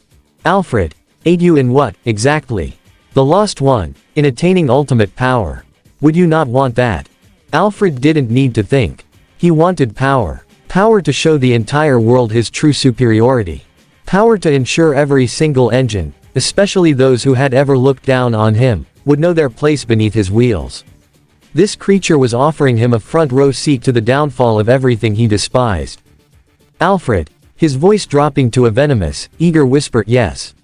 I believe I would. Chapter number 12, The Magic Buffers. Location, Sodor, Lupin's residence. Lupin's sleep was not restful. It was a prison of recurring dread. He was back in the cab of adventure, transformed into his powerful steam form, racing alongside Thomas. Their mission, find Percy. They found him on a high bridge, but the little green engine was wrong. His eyes vacant, his smile a rusted rictus. As they approached, the track gave way. They plummeted into the abyss, a demonic girl's scream shredding the air around them. Lupin jolted upright, his body sheened in cold sweat, his heart hammering against his ribs. Lupin, gasping, what in God's name was that? A gentle hand found his. Momo Yaoyorozu, her spiky ponytail mussed from sleep, looked at him with concern. Momo, hey, are you all right? Lupin, yeah, I'm fine. Just a nightmare. Momo, do you want to talk about it? Lupin, nothing to talk about. Just, need to sleep. Big day tomorrow. He lay back down, but sleep wouldn't return. The weight of the island's grief pressed down on him, the missing engines, the death of Edward, the pervasive fear. He felt the railway's pain as if it were his own. The next day, the main line. The rhythm of the rails was a temporary solace. Lupin, in the cab of adventure in his flawless steam tender form, worked tirelessly, pulling passenger trains and goods wagons with punctual precision. The railway had to keep running, a defiant beat against the encroaching silence. At a junction, they met Thomas, who was coupled to a new tank engine. He was stout, with a fearsome black livery and sharp red stripes, bearing the number 13. Lupin, who's this, Thomas? Thomas, this is Nero. He's been a great help on the branch line since everyone else left. Nero, a pleasure. You must be the one they call Avengers Master. Lupin, leaning out of the cab. Lupin, it's good to have another strong engine on Sodor. The pleasantry was brief. The shadow of the disappearances loomed over them all. Later, Lupin's spirits were momentarily lifted by the arrival of his cousin, Lily, from America. Her hug was a tether to a normal world. Lupin, Lily, you've grown up. Lily, so have you. A licensed hero. I heard about. Kamen Rider. Lupin, managing a weak smile. Gotcha. It's a long story. I'm just glad you're safe here. But safety was an illusion. Across the ocean, his other cousin, Burnett Stone, worked frantically in a hidden workshop. He was trying to revive a silent, yellow tender engine named Molly, testing different coals in a desperate race against a threat he knew all too well. Back on Sodor, Diesel 10, patrolling a remote line, found an abandoned mail train. Before he could investigate, a ghostly shape puffed past. Oliver, his eyes hollow white pits. Diesel 10 gave chase, his focus entirely on his quarry. He didn't see the lost one watching from the fog-shrouded trees. The chase ended disastrously. The points were switched, leading Diesel 10 directly into a string of sugar hoppers. The impact was sickening, coating him in sticky, disabling sweetness. Diesel 10, sputtering in rage, I hate sugar.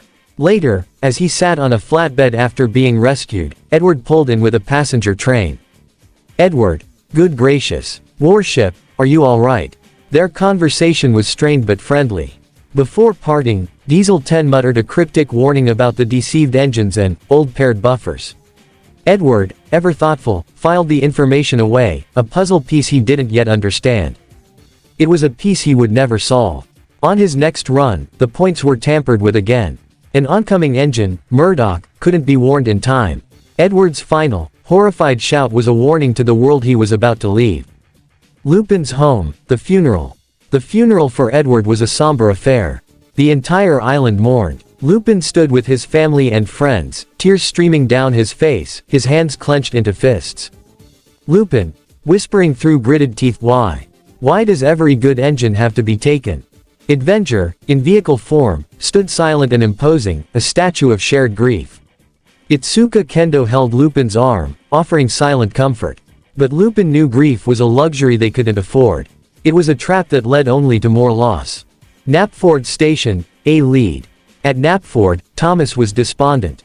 Nero, however, was pragmatic.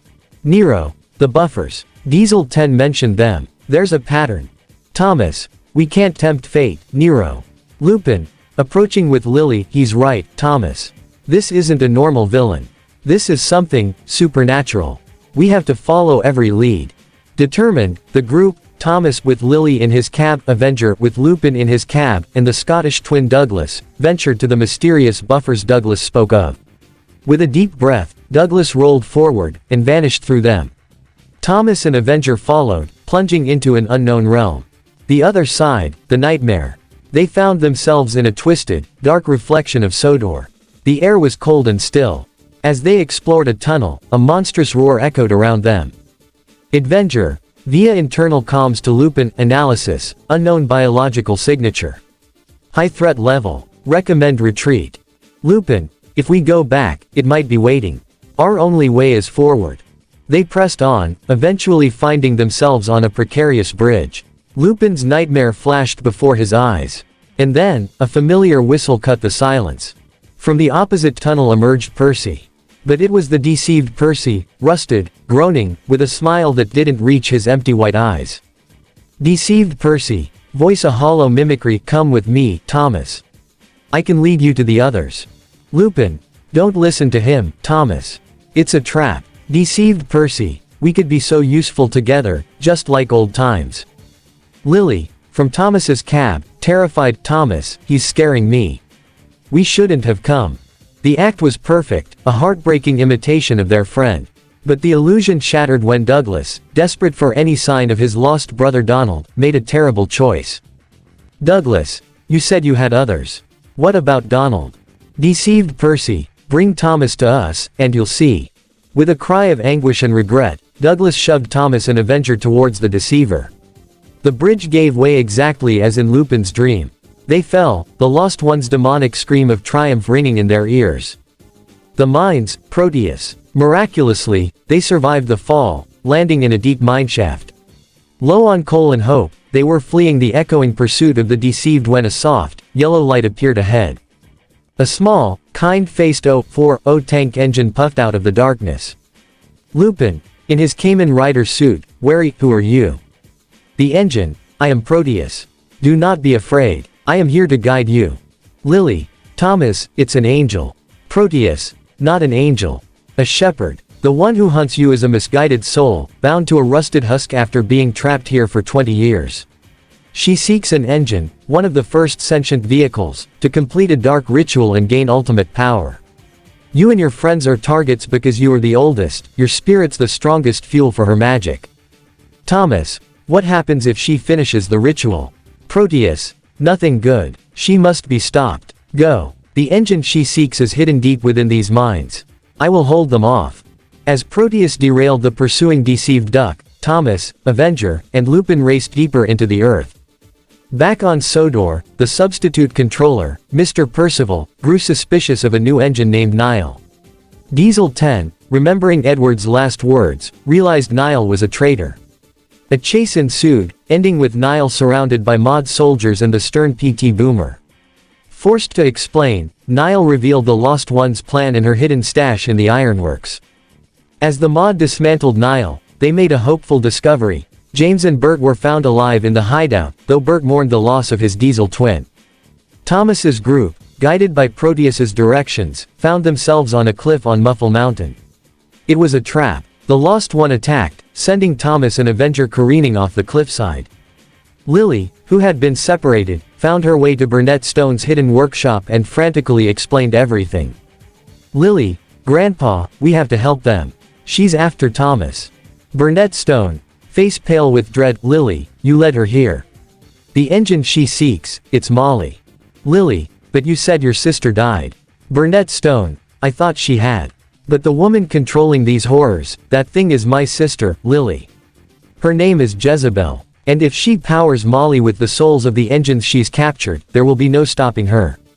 With newfound resolve, they used special coal from Sodor to fire up Molly. The yellow engine hissed to life, her spirit kindled after a long sleep. Meanwhile, Thomas and Avenger, battered but functional, regathered with a remorseful Douglas.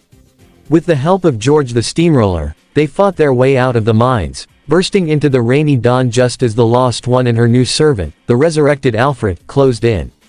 Lupin, astounded, Alfred. But you were scrapped. Alfred, voice dripping with malice, I've been upgraded. And you're in my way. Lupin scrambled onto Avenger's tender, which transformed into a weaponized turret. He opened fire, blasting Alfred and scattering the deceived engines. Diesel 10 arrived, scaring off deceived Percy and warning PT Boomer to switch the tracks, trapping the villains, henchmen, Splatter and Dodge. Enraged, the Lost One prepared for a final assault. But from the side tracks, another engine charged forth, an E2 tank engine like Thomas, but spectral and determined. It was Timothy, the ghost train, free of the Lost One's influence. He slammed into her, his ethereal form disrupting her magic. As Timothy was about to go over the edge, Gain, in his full robot form, lunged and caught him. Gain, I have you, brother. Proteus appeared one last time, his form flickering. Proteus, Anna, it's not too late. Let it go. The Lost One, her voice a broken shriek, never. Proteus, then, for what it's worth, I forgive you." With those final words, Proteus faded away, his purpose fulfilled. The Maud's naval ships emerged from the sea fog, training their lights and weapons on the defeated Lost One. Lupin hugged his parents, the nightmare finally over. He looked up at the clearing sky, the first rays of sun breaking through the clouds. The cost had been immense, but Sodor was saved. For now. Epilogue. Redemption and New Beginnings. Location: Knapford Station, Sodor. The platform at Knapford was bustling with a hopeful energy that had been absent for years. A large crowd had gathered, people, animals, and engines alike. Lupin's animal companions were there in their finest. Mrs. Linda, the motherly Asian elephant, wore an elegant pink headdress and matching rug, her daughter Lil Linda by her side. On Lupin's shoulder, Pasha the red panda chittered softly. Nearby, Fizzy, in her brown skin and orange attire, and Classy, regal in dark gray with teal and aquamarine silks, stood with quiet dignity. Lupin's family, his parents and a solemn Yeka, stood together. Flanking them were the young women who had stood by him through it all. Momo Yaoyorozu, Kyoka Jiro, Itsuka Kendo, Setsuna Tokage, and Kanoko Komori.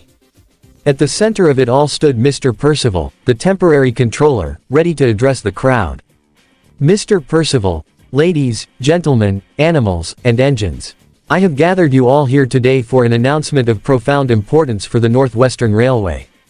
It is no secret that I was absent during the recent hardships. It pains me that this railway endured such darkness. But from that darkness, we have emerged stronger. He turned, his gaze finding Lupin in the crowd. And now, I believe the young man who was instrumental in our salvation has a few words to share. Lupin, dressed in a formal suit, stepped forward to the podium.